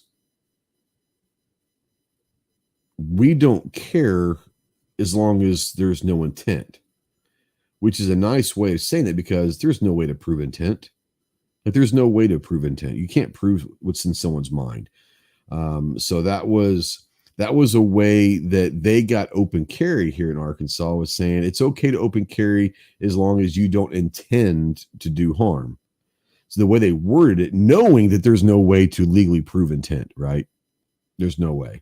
So that was the way they worded it in Arkansas, is allowed them to get open carry and all that. And then constitutional carry came a couple years later. But yeah, he did say that. Yeah, I thought I was right on that. He confirmed it, that they can only open carry if they're hunting or fishing. Yeah. And G makes a good point. He says Florida makes a lot of money from tourists. There is a perception that open carry would, and that's 100% true. I think people, when they come to Arkansas, they expect everyone to have a gun, so they're not really worried about it. Plus, who's going to be a tourist in Arkansas? Like no one comes to Arkansas. But I think everyone expects everyone to have a gun in Arkansas too. But yeah, I didn't know that, so that's good to know. That's interesting. So let me ask you this question. Yeah, man. So we're seeing this huge resurge, like this big surge of all these fanny pack companies coming out. 100%. I love me a fanny pack. I've been actually thinking about trying it because they're like 100%. They're made for guns, but they're not. But they look like just your everyday dad fanny pack that you would. The great thing, I started wearing a fanny pack a couple of years ago. It shot as a joke, right? But they're great for organization. You don't have to wear them as a fanny pack necessarily. You can go cross chest and make them look a little more cool if you want. But there are some cool things that have come out in the last year or two. They might have been out earlier, right? I've only noticed them in the last year or two maximum. But like you said, there are fanny packs that like you can buy for specific guns now. Like they have a built-in kind of a holster in there. Now, you don't have to get those. Those are really expensive, but they do have EDC fanny packs now that whether it's Velcro or something, you can use a sticky holster, whatever. There are EDC fanny packs specifically for EDC carry. And absolutely, if printing is a thing, a law, a fanny pack or cross shoulder pack, whatever, a backpack, is 100%. Now, I suspect that people, it's not illegal, I'm sure, but there are going to be some places that may not want you to walk around Walmart or their stores with a backpack on, probably worried about you stealing stuff. I've never seen anyone say you can't wear a fanny pack into their store. So once again, you may not be able to carry that full-size 1911 or even a Glock 19 in that fanny pack, but you could probably carry a Shield or a 365 or a Glock 42 or 43 or something like that. You might find a fanny pack built for a Glock 19 or a 1911. There's all sorts of stuff out there. I think it's a great idea, Chris. Once again, there are options. And if you have an open mind and you're like me that don't give a shit what people think, I like wearing fanny packs. But I didn't think about that. But yeah, there is a surge in that. Go ahead, Kyle. I fanny pack carried last year on vacation. We took the family out to the Red River Gorge. A lot of hiking, a lot of climbing. So I was like, I don't want to be appendix carrying, like climbing up a rock or something like that. So, and let's be honest.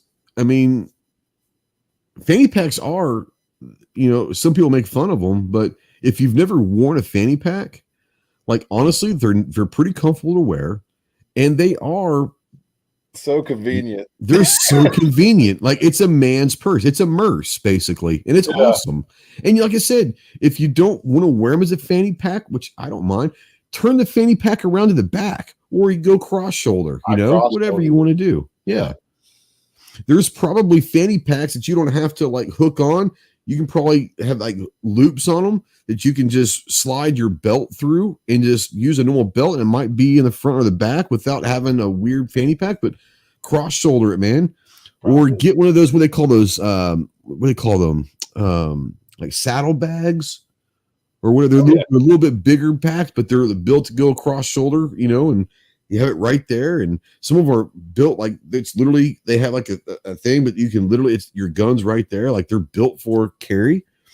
Like you said, Chris, that's a great point. Once again, there are so many different options if you're willing to think outside the box.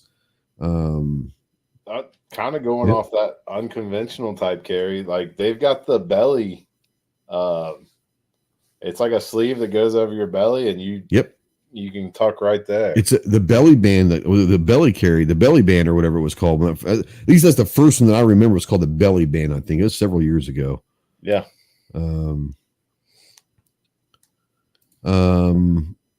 For what it's worth, one of those envelope openers that the banks give away sometimes is all it takes to zip a fanny pack off you. Well, I mean, bro, here's the thing. Like anything can happen.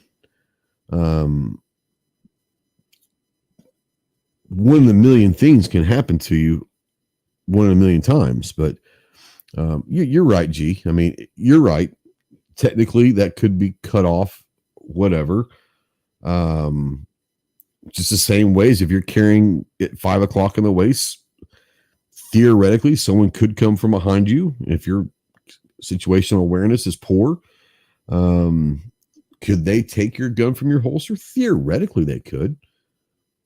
But I think you're going to notice before it gets to that point. I don't know. Maybe it's just me. I don't know. But yeah. Fanny packs are good as long as you have to pee. You can turn, when I wear them at shows, turn those bad boys around. Not a problem. Not a problem. What about Buck says, what about a t-shirt that has a built-in pouch for a gun? Now we're starting to get interesting here. I'm sure that there are. Matter of fact, I know there are. I saw them a couple years ago. And what do they call it? Those compression shirts? Is that what they're called? Compression shirts? Like sleeveless compression shirts. They actually do like have a compression shirt with like a built-in, like right here for like maybe like a 365 or down to like an LCP or bodyguard, like super compact 380 or whatever, 42, 43 size, 365 wood. But they had it was like a compression shirt that had like a pouch. You could slide it, and it had like a thing that folds over so it wouldn't kind of pat it so it wouldn't look like the shape. They do have those. Why wouldn't they have a t-shirt? Or I know that there's a lot of what they call camp shirts or Hawaiian shirts that have stuff built into them now. If you wear cargo pants, that's a great way to maybe carry in cargo pants that don't have to worry about, or cargo shorts. If you're a shorts guy or pants, think about wearing some cargo stuff where you don't maybe have to carry on your waist or appendix at all. You can pocket carry in cargos if you want to. Like I said, just there's a lot of stuff you can do. Let's see here. Defense does. I carry in my sling type camera bag on shoots. There you go. Exactly. Sling bags. Yeah, that's what they're called. Sling bags. Not what I call them before. Saddle bags. They're called sling bags. Yeah. And basically, essentially, they're fanny packs, but like bigger, so yeah, that would be a drop pouch. There you go. Vertex has a sling bag with a holster. Exactly. There's a lot of them now. There's a lot of carry bags out there that you can get into. You don't have to carry on person. You can carry off body with these bags or whatever, or just be creative, however you want to do it, whatever you're going to do it. There's a question that Rich brought up here. How long would you say you have to give appendix carry a chance before you give up on it? That's a bad question to ask me because it was so uncomfortable for me.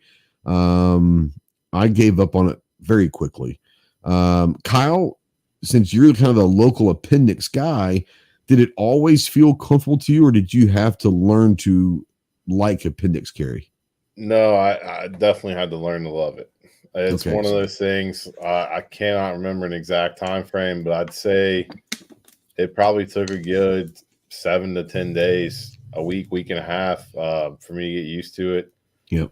And, definitely, start wearing undershirts and all that crazy stuff too, because absolutely you get that rub. And, but now I'm to the point now I don't have to wear undershirts. Like I can just take it. It doesn't bother me at all anymore. So I was talking to a buddy of mine, Tonto. This is a couple of years ago, and we were actually having a conversation on appendix carry, and he gave me a great idea. And I haven't tried it yet because I've never, like I said, I've never really liked it. My biggest thing is when I sit down. When I'm up around walking, appendix carry is fine. It feels it's whatever. For me, is when I sit down either in a vehicle or a chair or whatever.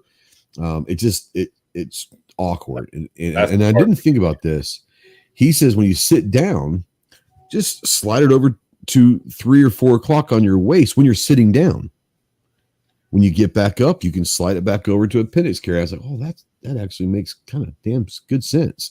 Why don't I think I haven't tried it yet, but that might be a way to be able to appendix carry for me, and still be able to sit down and just, maybe I'm going to slide all the way over. Maybe I have to slide it a couple inches. Find that sweet spot when you sit down that it doesn't feel like it's jabbing me, and maybe that's something that I could learn to do. When you Ron out there with Aegis says I'm a quitter 2 hours and I was done with it. Exactly. I used to do the slide. When I get in the car, I'd kind of put it on. I got this little mount that I could just clip into. Same here. I'm the same way. But I just got to the point where I was like, dude, I hate going through this extra process and standing outside my door looking like a weirdo. So I guess I just grinned and bared it until I got to the point I can just appendix carry everywhere. And it doesn't bother you now? It doesn't bother me at all anymore. There you go. Chris, how long did it take for you to sit there and say, I ain't doing appendix? First time I got in my truck. Exactly. That was me. That's the worst part. It is. Driving is the worst part. Yeah. Maybe I should have walked around more before I sat down in the vehicle, because I want to say like I got me an appendix holster for something. I don't even remember what gun it was. Probably the Walthers a few years ago. God, maybe longer than that. I don't know. Whenever the PPQ first came out and I got it, I did get me appendix carry holster also to try it out. And within 5 or 10 minutes of me putting it on, I had to jump in the car and I was like, oh, this is terrible, So I don't know. I may go back and give it another chance, but I probably won't. I'm kind of stubborn like that, Abigail says my problem with appendix carry is my gun holster jabbed me in the thigh. That's what I'm talking about. Like I'm not talking about. So okay. There are two things that I think most people don't like about appendix carry. One of them they shouldn't worry about, I don't think, but two of them is a real thing. The first one is jabbing me in the thigh. Like I wasn't worried about it jabbing me in my junk because I can just move it, but the sitting down and having that go like right in my, that is a thing. The other thing that I hear a lot, and this wasn't for me, this had nothing to do with me. I hear a lot of people talking about being nervous carrying appendix, knowing that gun is pointed at your junk. What kind of crazy ass like holster are you using where the trigger's exposed? Like if you get an appendix carry holster, you're not going to have an exposed trigger. That gun shouldn't ever it should never come across your head that it might go off. No, it's not going to. So if that's if that's the only thing you have worried about, then you had the wrong holster. go find yourself an actual appendix carry holster, and you're never going to have to worry about your finger getting stuck in that trigger guard. Not going to happen. I don't know. Besides the comfortability of it, Chris, is there any other reason that you don't like appendix, or is it just straight up just didn't feel good? Just didn't feel good. Yeah. I will say this. I think there are advantages to appendix carry in concealed carry with drawing and quickness, where you're not having to reach, like when I carry, I have to reach back and present. Where there, it's just, it's going to be a quicker draw once you get used to it and practice that draw. I think there are a lot of advantages of that. Now, when y'all carry on the hip, is that open carry? No, I'll go inside the waist concealed carry. Okay. I was going to say, I do got the extra move of having to lift my shirt with the non-dominant hand and then kind of, I'm still having to lift that shirt. Gotcha. I'm still grabbing the same place you are. I'm grabbing it up front and going here, and hopefully, you're ready to go. No, when I open carry, I do open carry, or if I go outside the waist carry in the wintertime when I'm wearing hoodies or something, I'll go outside the waist so I can carry bigger guns.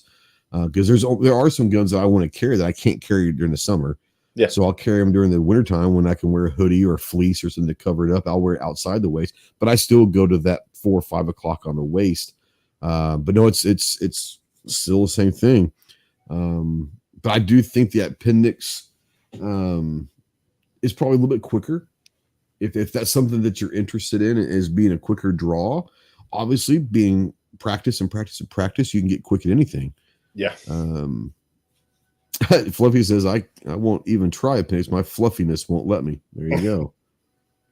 Hence the name. And that's what Rod says. He's like, he loves the idea of appendix, but the chunkiness doesn't help. And maybe, like I said, maybe I should just go try to get like a smaller gun to appendix carry, and that might just be the way to go. If I want to do appendix carry, get a smaller gun, but I like having 15+1 ready to go. You guys, I'm always jealous. I'm always jealous of Matt from RTT. That guy can pull appendix faster than I can pull from my competition holster. Yeah, it's nuts. He is so fast at pulling appendix, man. But he practices thousands and thousands. That's what you got to do. Doing that. Yeah, that's what you got to do. Buck, go ahead, Kyle. Yeah, go ahead. You guys have seen me with my shirt off. I'm not the least fluffy guy out there. It's beautiful, but it's beautiful. It's beautiful. It's beautiful. I just want to see you go shirtless at range day at SHOT Show, because it's going to be about 40 freaking degrees, and that's going to be awesome. I was going to say, as long as it's not raining. Yeah, there's a good chance that there's 3 weather conditions at SHOT Show range day: cold, windy, and rainy.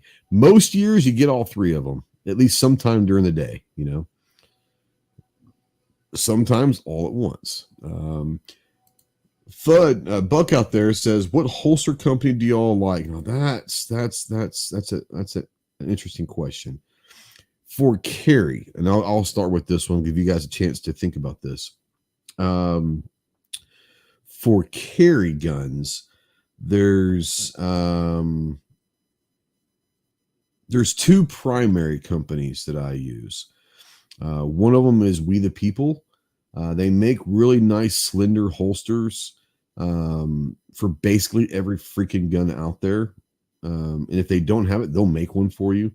But they're actually, inside the waist holsters that are pretty slender holsters. I love We the People holsters. I don't have a deal with them. I don't have anything. I don't even have a real relationship with them because I've never asked for one. But I own pretty much every gun that I have that's in my rotation. I have a We the People holster for. A second one that I really do like, excuse me, sorry. There's a lot of great holsters. You can't really go wrong. But another holster company that I really, really, really do enjoy is Klinger holsters. And the reason why I use Klinger a lot is I found out when I was invited to Walther's factory several years ago, not 5 years ago, 6 years ago, and did a tour at the Walther factory there in Arkansas. That Klinger, they had a lot of Klinger stuff, and I was like, "Who is Klinger?" Oh man, they're a local. They're out of Arkansas as well. So I kind of got to meet the guys over at Klinger and realized they have some amazing holsters. Now, are they any better than any other ones out there? I don't know. Maybe I'm partial because they're an Arkansas-based company. But I do enjoy their holsters. Klinger, Klinger. Tell them Go sent you. But I will tell you that my favorite, that, like I said, every single gun, and let's say 12 to 15 guns that are in my rotation, they all will have a We the People holster. Like every time I get a gun for carry, and if they have it, which they usually do, I order a We the People. They've got some really cool designs and all of that. That's me. Kyle, Chris, I'll let you guys talk about some of your favorite holster companies. Go for it. Another big We the People fan. My everyday carry, appendix carry, is a Munilo. It's an Amazon special. I love it, man. Oh yeah. Hey, whatever works for you, right? Yep. And then if I'm ever like outside the waistband carrying, I do tack rig. Okay, so outside the waist, I've got several different ones, but we'll go down that road here in a second. Yeah. Chris, what about you? So I'm a big fan of Works. For my Walther. Fantastic. Yeah. And then Vetter, I had Vetter make me a left-handed holster for my 365 XL. It's a really nice holster. Now with the Ross Martin, I'm actually using a Warriorland holster. Warriorland? I don't think I know them. They're they're kind of more of a budget company, but I wanted to test out their light. They make their own light. Okay. And it's kind of neat. They make the light and they make the holster for the light for a bunch of different guns. Absolutely. So I started doing some stuff for them, reviews and whatnot. Well, they sent me, they don't have much for left-handed. So I had them send me a right-handed. You quit being a weird left-handed person, man. I'm just telling you. So you're the problem, not the company. You're the problem. Yeah. Just kidding. But they sent me inside the waistband holster for a right-hander, and I went in and modified it and made it for a left hand outside the waistband. It actually would work, wouldn't it? And it works great, and that's what I've been carrying my Ross Martin in. I bought it. I got the one for the Glock 19. Yeah. And then I took my Dremel and went in and Dremeled out for my optic, and I'm real happy with it. That's what I brought down to Tennessee with me, actually, when I came down to Goals. Yeah. Yeah. I don't know. Works pretty good. I really like their light, and that's kind of their niche, is they make their holsters around their light. So. Yeah, that's pretty cool. Yeah. Someone's talking about it's hard to find holsters with lights. Here's a great thing about it. So, I can't necessarily show it. So my kind of road trip handgun that I take with me is a 2311, high capacity. And I added, I want to say it's the TLR 10. I might be wrong. Then I think it's the 10, the Extreme Light TLR 10. It's a new handgun light to it. Obviously, there were no holsters for it. Went to Wanamaker last fall or whatever it was, and there's companies that are making Kydex holsters. So you take the gun to them, and they'll do a mold and make a holster right there for you. I would imagine that in today's market, any kind of, maybe not like a really small one, but any that's a decent sized gun show these days, there's probably a Kydex holster maker that are at these gun shows these days. And a lot of them, if you show them the gun, they can make one for you in about 20 minutes while you're looking around, walking around the gun show. Probably out in the chat, we got Ozzy. Ozzy does great. If you like leather holsters, Ozzy's the man. Ozzy made me a leather holster for the Ronin 1911, and it's beautiful and it's great. Yeah, Ozzy out there can. If you like leather, check out Ozzy, and he can make you a leather one for sure. And there's a lot of guys out there that might be doing their own custom Kydex.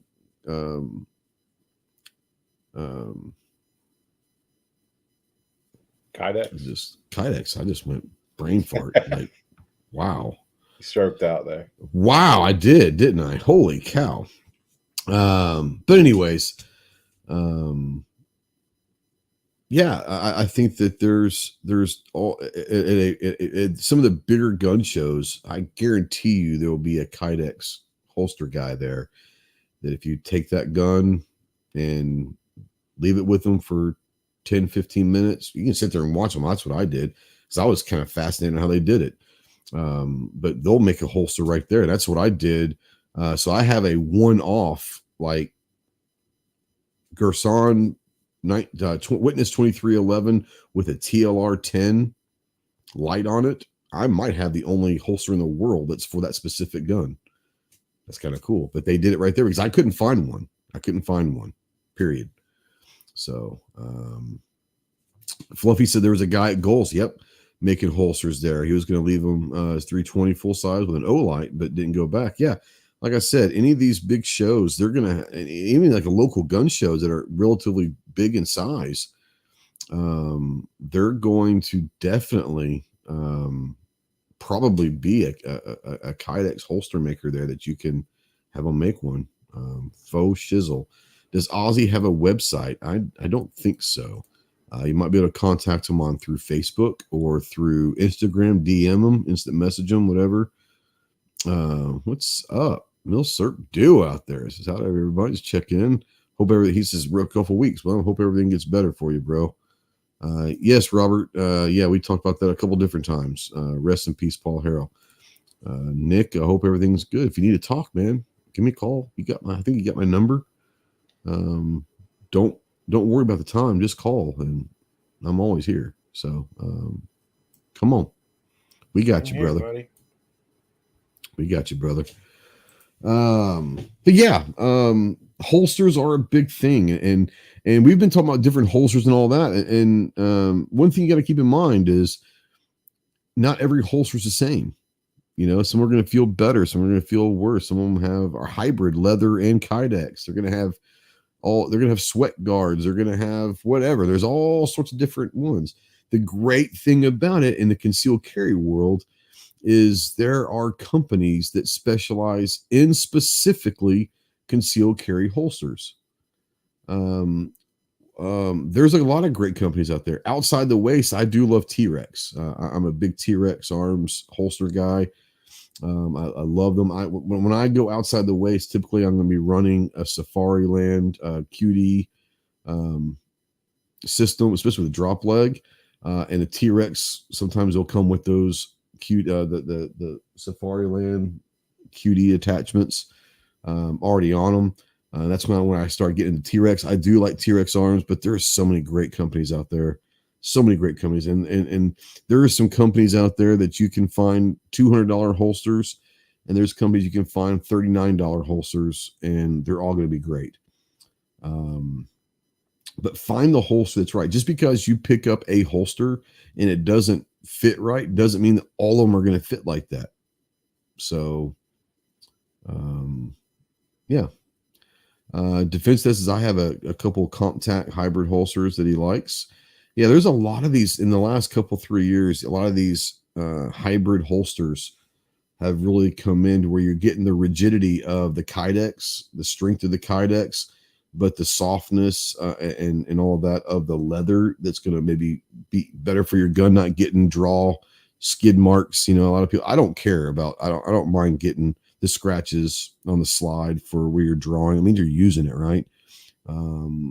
But if you are one of those people that don't want to get those scratches on the gun, a leather holster is probably the way to go. And these hybrids are great. It's a leather and Kydex together. You get the best of all worlds. There's all sorts of stuff. Ed out there, yeah, and this is true. Here we go. Vertex, I don't know if they were the first ones, but they're probably the biggest company that I've seen them, and there's a lot more coming.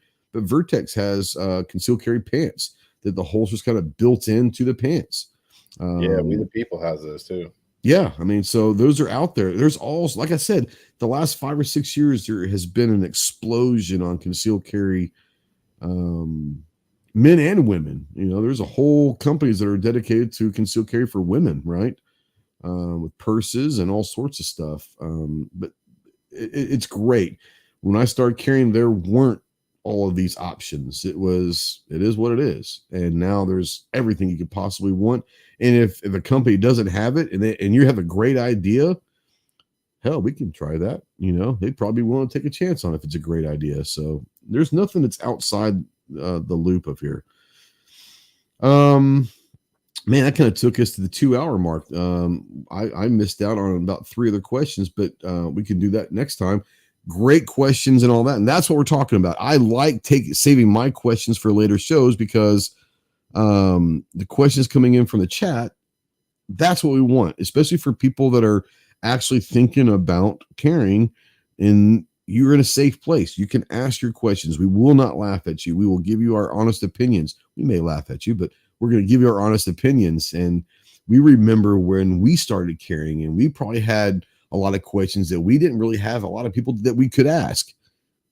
Take advantage of not just us in the panel, but the people out there in the chat as well. Defense Dad said, "Is it bad to just hide an Uncle Mike's on your beard?"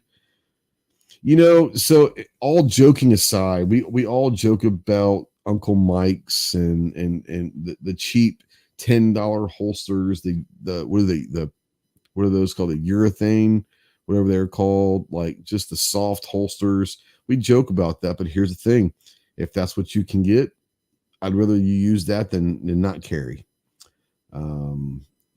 If you can only afford a $15, $20 holster, get it.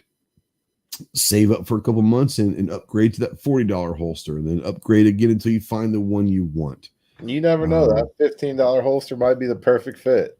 Yeah, and don't let anyone shame you. No.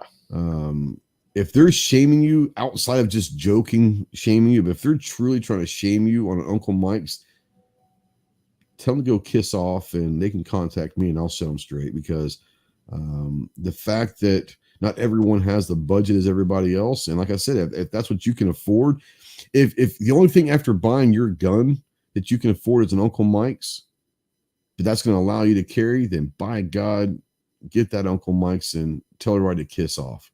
So, yeah. Let's see here. All right. Come up on the 2-hour mark. Real quick, Chris, I'm going to bring you in here. What you got going on the channel? Any podcasts or shows coming up anytime soon? What can people expect from the Chris from the 40? I'm pretty excited to get this video out on the new Neo Optics HH1 holographic sight. Working with that right now.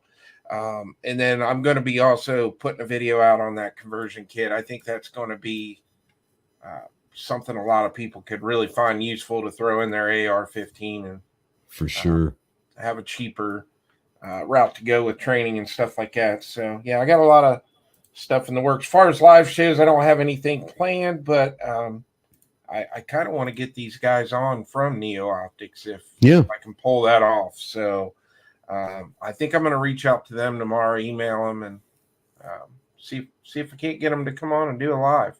It could be kind of neat to sit and talk with them. That's the great thing. Being at Goals, and there were some companies that I had never heard of at Goals, which is cool. When you go to these shows, I think Kyle introduced me to a couple companies, and it was fantastic meeting these people.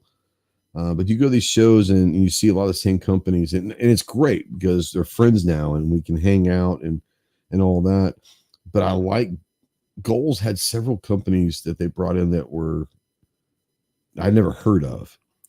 And the great thing about doing podcasts or live streams or whatever, you're utilizing, for some of these companies that might be smaller because they're new, a lot of them are going to be willing to jump on anytime they can get a chance to be on a podcast or a live stream, because that's just a new audience that have never heard of them either. And they're being introduced to a whole new crowd of people. And That's the great thing about it. And as I said, I got a couple companies coming on the next couple of weeks that haven't been on the show before, that I'm really excited about. Yeah, Chris, you've got a very loyal, just like us, and I love my audience.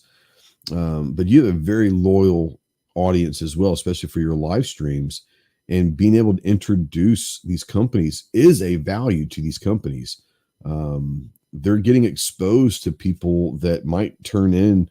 Like, I remember golly, I've got 3 sets of their gloves right over here. The glove company, or I can't remember the actual name of the company that you had on a year or two ago. Glove Shack, or it was the glove company. Glove Station. Glove Station, that's what it was. Yeah. Dude, you know how many sets of gloves that dude sold during your live stream? Like, that had to have been crazy for him. I mean, I bet you he sold 10, 12, 15 pairs of gloves just during your live stream from your audience. I bought 3 pair myself, Yeah, he did pretty well. And he's a fun guest to have on too. I need to get him back on. But I think that's where the value in these live streams and podcasts is. When I talk to people at shows about the Armed Citizen podcast specifically, that someone say, "Look, I record this live," and a lot of people go, "Whoa, really? How's that work?" It works just fine. I like doing it live with these companies because they've got a really cool audience out here, that we might be introducing a company that they didn't even know they were looking for, but they might have been looking for their whole lives and got introduced to them. And I said, these people can ask direct questions to the company. These are the consumers, the end users right here. And instead of having them email or call customer service and wait forever to get an answer, they can ask questions directly and you can answer them directly. And once they understand that, they're like, "Oh, that makes perfect sense." And honestly, most of the companies that come on, they might be a little bit nervous when they're live, but when they get off, they're like, "Oh man, that was blast. We got to do this again." So I think that offering that live stream that you offer and some of us offer is a huge asset to the industry. I wish more companies would take advantage of it for sure. So keep doing what you're doing, Chris. You do a great job with that. Matter of fact, and I brag on him all the time, and he is one of the quietest big guys you've ever seen. He's a gentle giant, very humble. Fuck you, Chase. Just saying. But I'll say this about Chris, and it's not because he's on here. Chris is one of the few people that I have met over the last few years that I am grateful that has come into my life. He's a great person, a phenomenal human being, but as a content creator, he's as good as it gets. Chris deserves to be in 100,000 plus subs already. Honestly, his videography is as good as anybody's in the business. If you're not familiar, if you're out there, everyone here in the live stream knows Chris. If you're out there watching this and you happen to find my channel for some ungodly reason and watching this and you've lasted 2 hours and you haven't heard of Chris from the 740, or you're listening to some podcasts, please go check out Chris from the 740. You're welcome. Great stuff. Chris, as always, my friend, it's great seeing you a couple weeks ago in Knoxville. When you do hear from Christian, tell him that we are very proud of him. And I'm doing this as a serious thing. I know that you're probably maybe a little worried when I asked you if I could get his address. I will not do anything that will cause him any problems. I just want to send him a note. And Kyle and I both know that sometimes getting a letter in boot camp from someone that you're not expecting to get something from means the world. It gets you through a few days. It's like, oh wow. And if you don't want to give it to me, that's fine, Chris. I get that. Oh no. But don't fear that I'm going to send him something that's going to get him in trouble. I've had that happen to me, and I don't wish that upon anybody. But I would like just to send him a note to him. I'm proud of him and all that stuff, and maybe it helps him get through a day. My wife was actually waiting to hear back from the recruiter when I went live, so I should have that address tomorrow. I'm hoping. Oh, cool! So awesome! I'll get that out to everybody. Yep. I would like to thanks send again, him a note. man. I appreciate you, all the support you give me. Since I started doing this. So. I like to think that I'm a decent person in life. I'm told daily that I'm an asshole by my wife, and I am. I truly am. I don't like people in general. I don't mind being by myself. I am pretty much an asshole probably. But I will tell you one thing that I do consider myself is a pretty good read of character, and I'm very loyal, like to a fault loyal. It's very easy to help. So I don't like to helping people unless they're friends and they need it. I mean, I'll help anyone, but I'm not just going to help anyone random. But if there's someone that I think that deserves help, and not that I haven't really helped you do anything, but maybe I've been a sounding board on some stuff, or maybe made a couple introductions, but I wouldn't do that. I wouldn't put, and this is going to sound, God, it's going to sound so bad. I wouldn't put my, I don't want to say this sounds so terrible. Please forgive me. I don't want to put my name and reputation with some of these companies on the line for someone that I don't truly believe in. And you're one of the people that I truly believe in. You're a good man. You're a good father. You're a good husband. You're a good friend.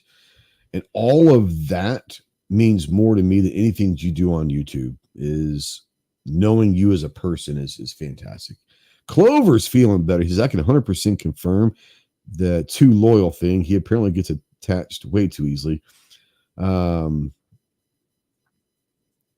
fucking hate Clover Tech, but I love that son of a bitch, and it drives me crazy.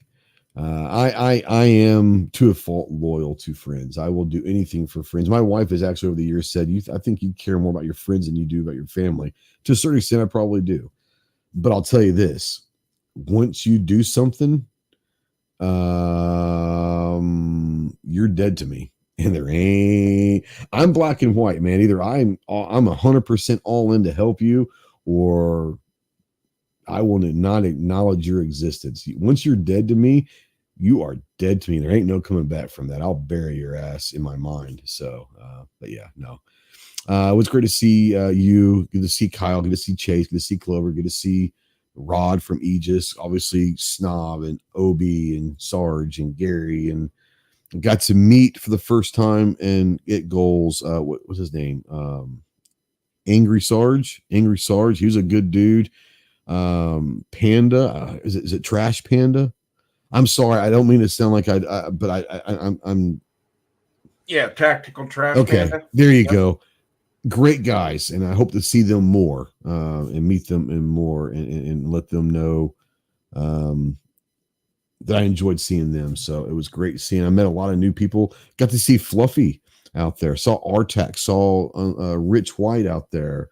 I saw a bunch of guys out there, and it was great to see everybody. And anyways, but yeah, please go check out Chris and anything that he does. Go check him out. Please go check out our great friends at Anderson. Kyle has, in the last, it's only been like 2 or 3 years we've known each other, bro. But Kyle has that big girl baloney was something. Yeah.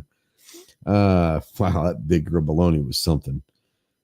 It's a picture none of us ever wanted to see, but we all had to. Kyle has quickly turned into one of my best friends in this world, and he's a great man as well. I'm not trying to get sobby. It's turning like a fucking sob. I'm not trying to do that. Kyle's a great man. You're a great man, Kyle. You're a great friend. Obviously, Anderson is a great company. I know, I got to see a couple things before we went live that I'm excited about. We'll just say there are some branding, exciting branding that could be coming out relatively soon, or maybe not. I don't know. But there's a lot of things going on at Anderson right now that I know about 1%, but the 1% that I know about what's happening in the future, I'm already excited. So I can only imagine how Kyle and the rest of the company is. A lot of amazing things coming down the line at Anderson. I know you can't talk about any of them, but I'm looking forward to see what happens in the next couple of years, bro. Yeah, man, it's one of those things, been fighting, not really fighting, but just kind of putting my head down, working my butt off here. Yeah. And a lot of that stuff. That's what we do sometimes, you got to do it. A lot of that stuff's starting to come to fruition. And like you said, I'm just excited for what's to come.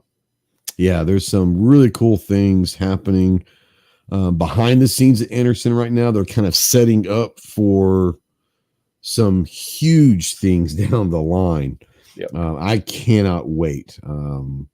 I know that some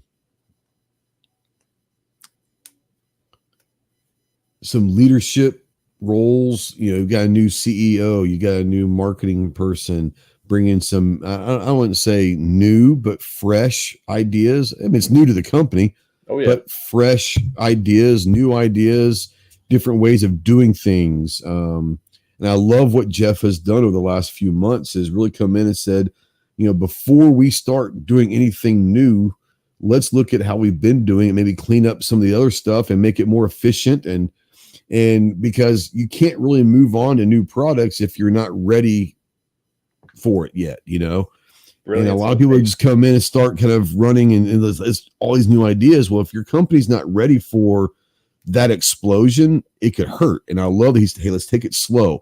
Let's get ready for this, because once we go public with some of the stuff we're doing, it's going to be an explosion. We got to make sure that we're ready for it. And I love that. Yeah, me too.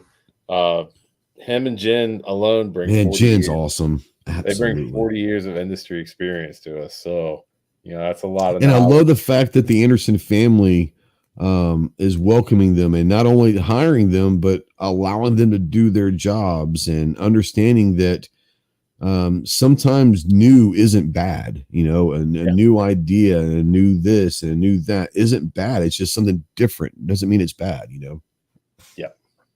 Awesome. Can't wait, bro. Where's Anderson? I know you said you got a couple of events coming up in Texas, but where else, until SHOT Show, are there any plans on where you guys are going to be doing some stuff that people can if they're in that part of the world, they can come out and meet you in person? Everyone wants to meet the shirtless wonder, We'll be out at IV 88. There you go. NASGW, obviously. And then, that's pretty much it until SHOT Show. We're all going hunting, man. So True that. Rod says Anderson needs some Aegis magic. Just saying. So there you go. I do need some. You got to hang out with Rod a little bit in Knoxville, did you not? So was that the first time you had met Rod in person? Rod and Shelley? So first time we've officially met in person. I did see him at Primary Arms Range Day out in Texas, but I just got to kind of like look at him at the safety brief. I'm like, hey, that's Mr. Hey. Yeah. Please go check out Anderson Manufacturing. Like I said, they run specials all the time. Yep. Their prices are already damn good without the specials, but they do run a lot of specials. And if it's not special enough for you, when you check out, use code GHOST or use code Chris from the 740, all one word. And we do not make a penny off those. That is something that Anderson does for our audiences to help you save a little bit more money. And even like this past weekend, you got a 24% off Labor Day sale, but they were able to stack our code discounts on top of that. So, and Fluffy says, and shipping is fast there too. Oh, Jesus. Okay, Mr. Bone-In Ribeye. Looking to get your first carry. Pick yourself up a Kiger 9C Pro. You will not regret it. There you go. No, you won't. You will not. I think Chris and I are well documented in our channel on our love for the Kiger 9C Pro. Mine's, don't grab it. I can't pick it up. I will grab a ribeye though, Chase, if you got that. Hell yeah, that looks good, bro. Bro, there's literally a hole still in the bone because we physically couldn't eat all of it. Oh. I'm on my way. I mean, they were legit 3 pounds each. I know. When you told me you bought those over the weekend, I was like, son of a bitch. Oh, it's so good. Yeah, he said I'm here for the back chat. So we're gonna get out of here, guys.